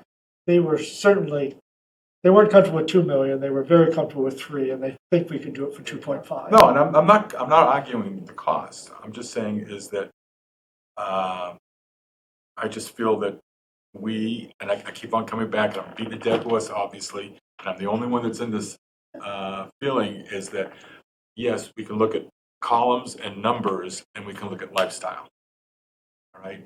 And we sit here and we're talking about the schools and our kids, but we keep forgetting about the seniors. I don't agree think- with, I agree with. I don't think, Yeah. I'm certainly not saying that. I'm just, not at all. It's, It's just that we have a very big list of very expensive things. and And if the senior people center wanted is to very open important their to me, checkbook, but, you know, But the people that are, who need it the most might not have those checkbook, the pockets for that. I disagree with that.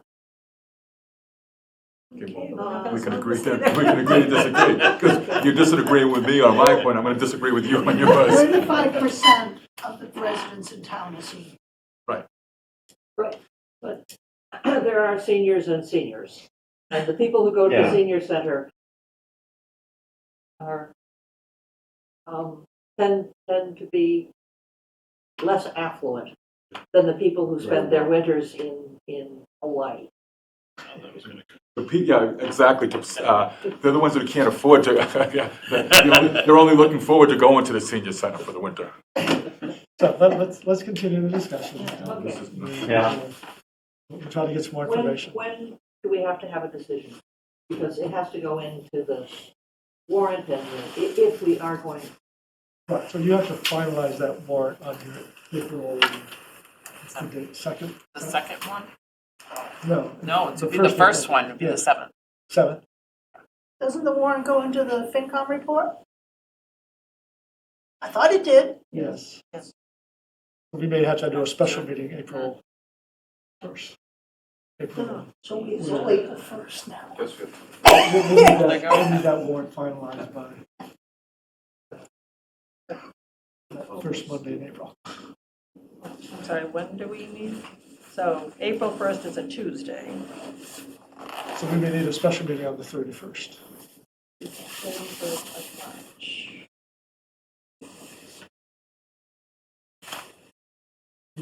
You finalize your report on the 27th or so. It sounds like 31st now.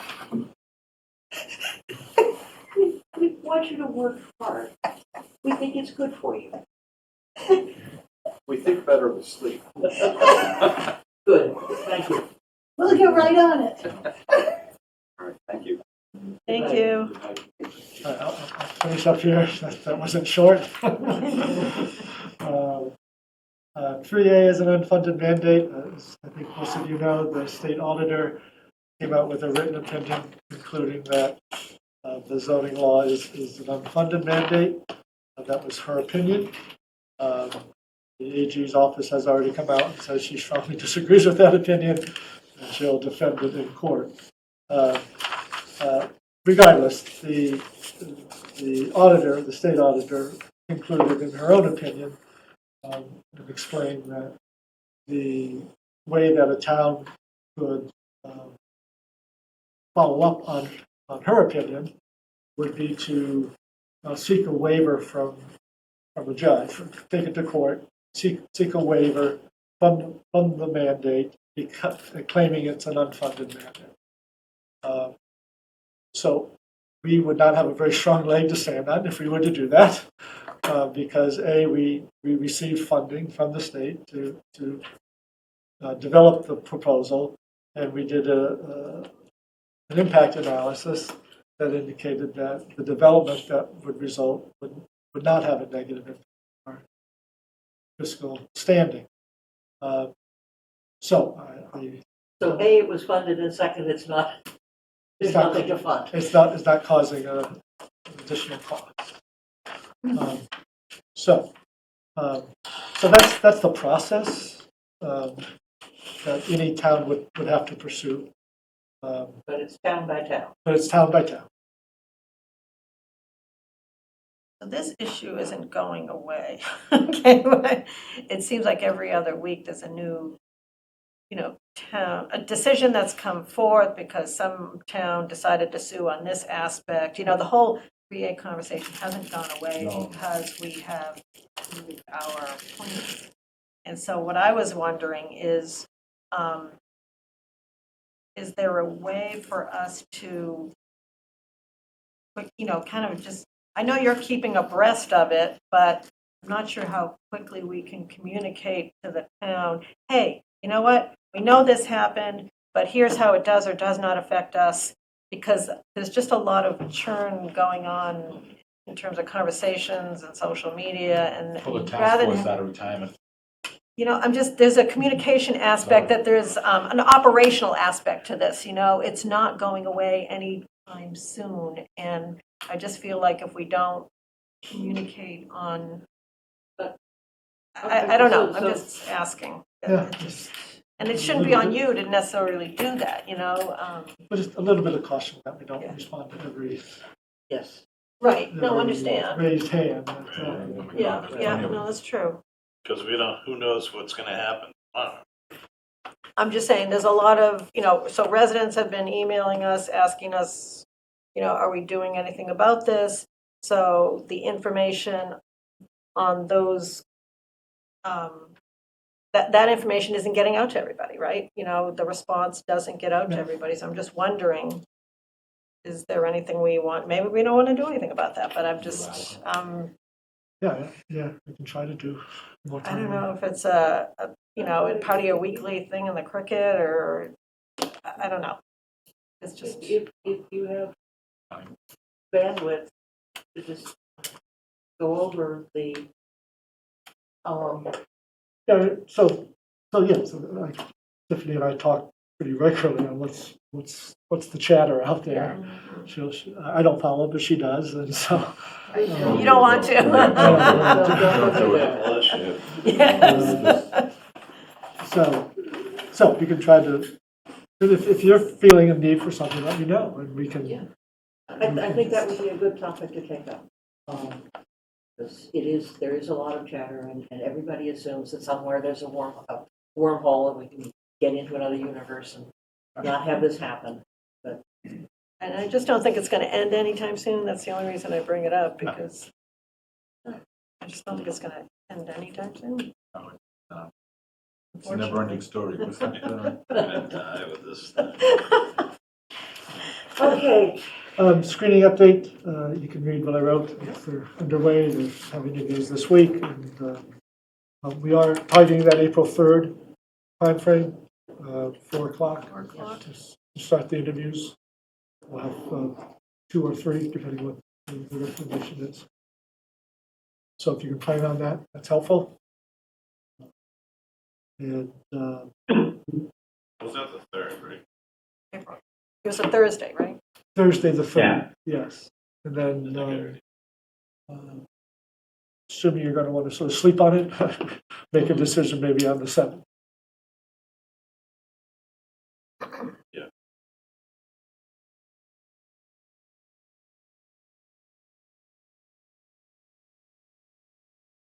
And then just totally unrelated to anything else, as part of the cybersecurity, it's highly recommended that we transition our domain name to a .gov rather than our manchester.ma.us. So we were going to use manchesterma.gov. Oh, man. Yeah. Our That is email such a address mess. is all changed. That is so hard. It's, I'll give them 2 months to let people know, right? Well, They'll be both will be redirected, yeah. functional. One will Yeah, but they'll automatically both- yeah, don't worry about kick you it. to the other one, yes. It'll be There'll be a transition period where. better be about a 6-year transition. Right. Yes. Well, we know who needs it. Rain needs it. Yeah. But That that stuff is coming. happens. Stuff It's on its way. What do you anticipate? A couple, 3 months. Yeah, I would say so. 4 months. Okay. Lots of other towns use orgs and comms and They do. They do. and that's they're advising us the best practice is to use the .gov. It helps identify Legitimate. stuff. Right. Naming convention. That's part of it. That's the biggest decision we have to make. that's the one that's gonna. My experience has been that when you change the name of your company and you change your email addresses, everything goes to hell for about a year. Oh, what does Greg care? He's not going to be around for it. There you go. It's a good time to Notice drop he's that making the little change ball of us. right, so it happens right after he's gone. Thanks. Do I hear a motion? Motion to adjourn. Motion to adjourn. Second. Jeff? Yes. John? Yeah. Kathy? Yes. Ann says yes, and Brian. Yes. The science license.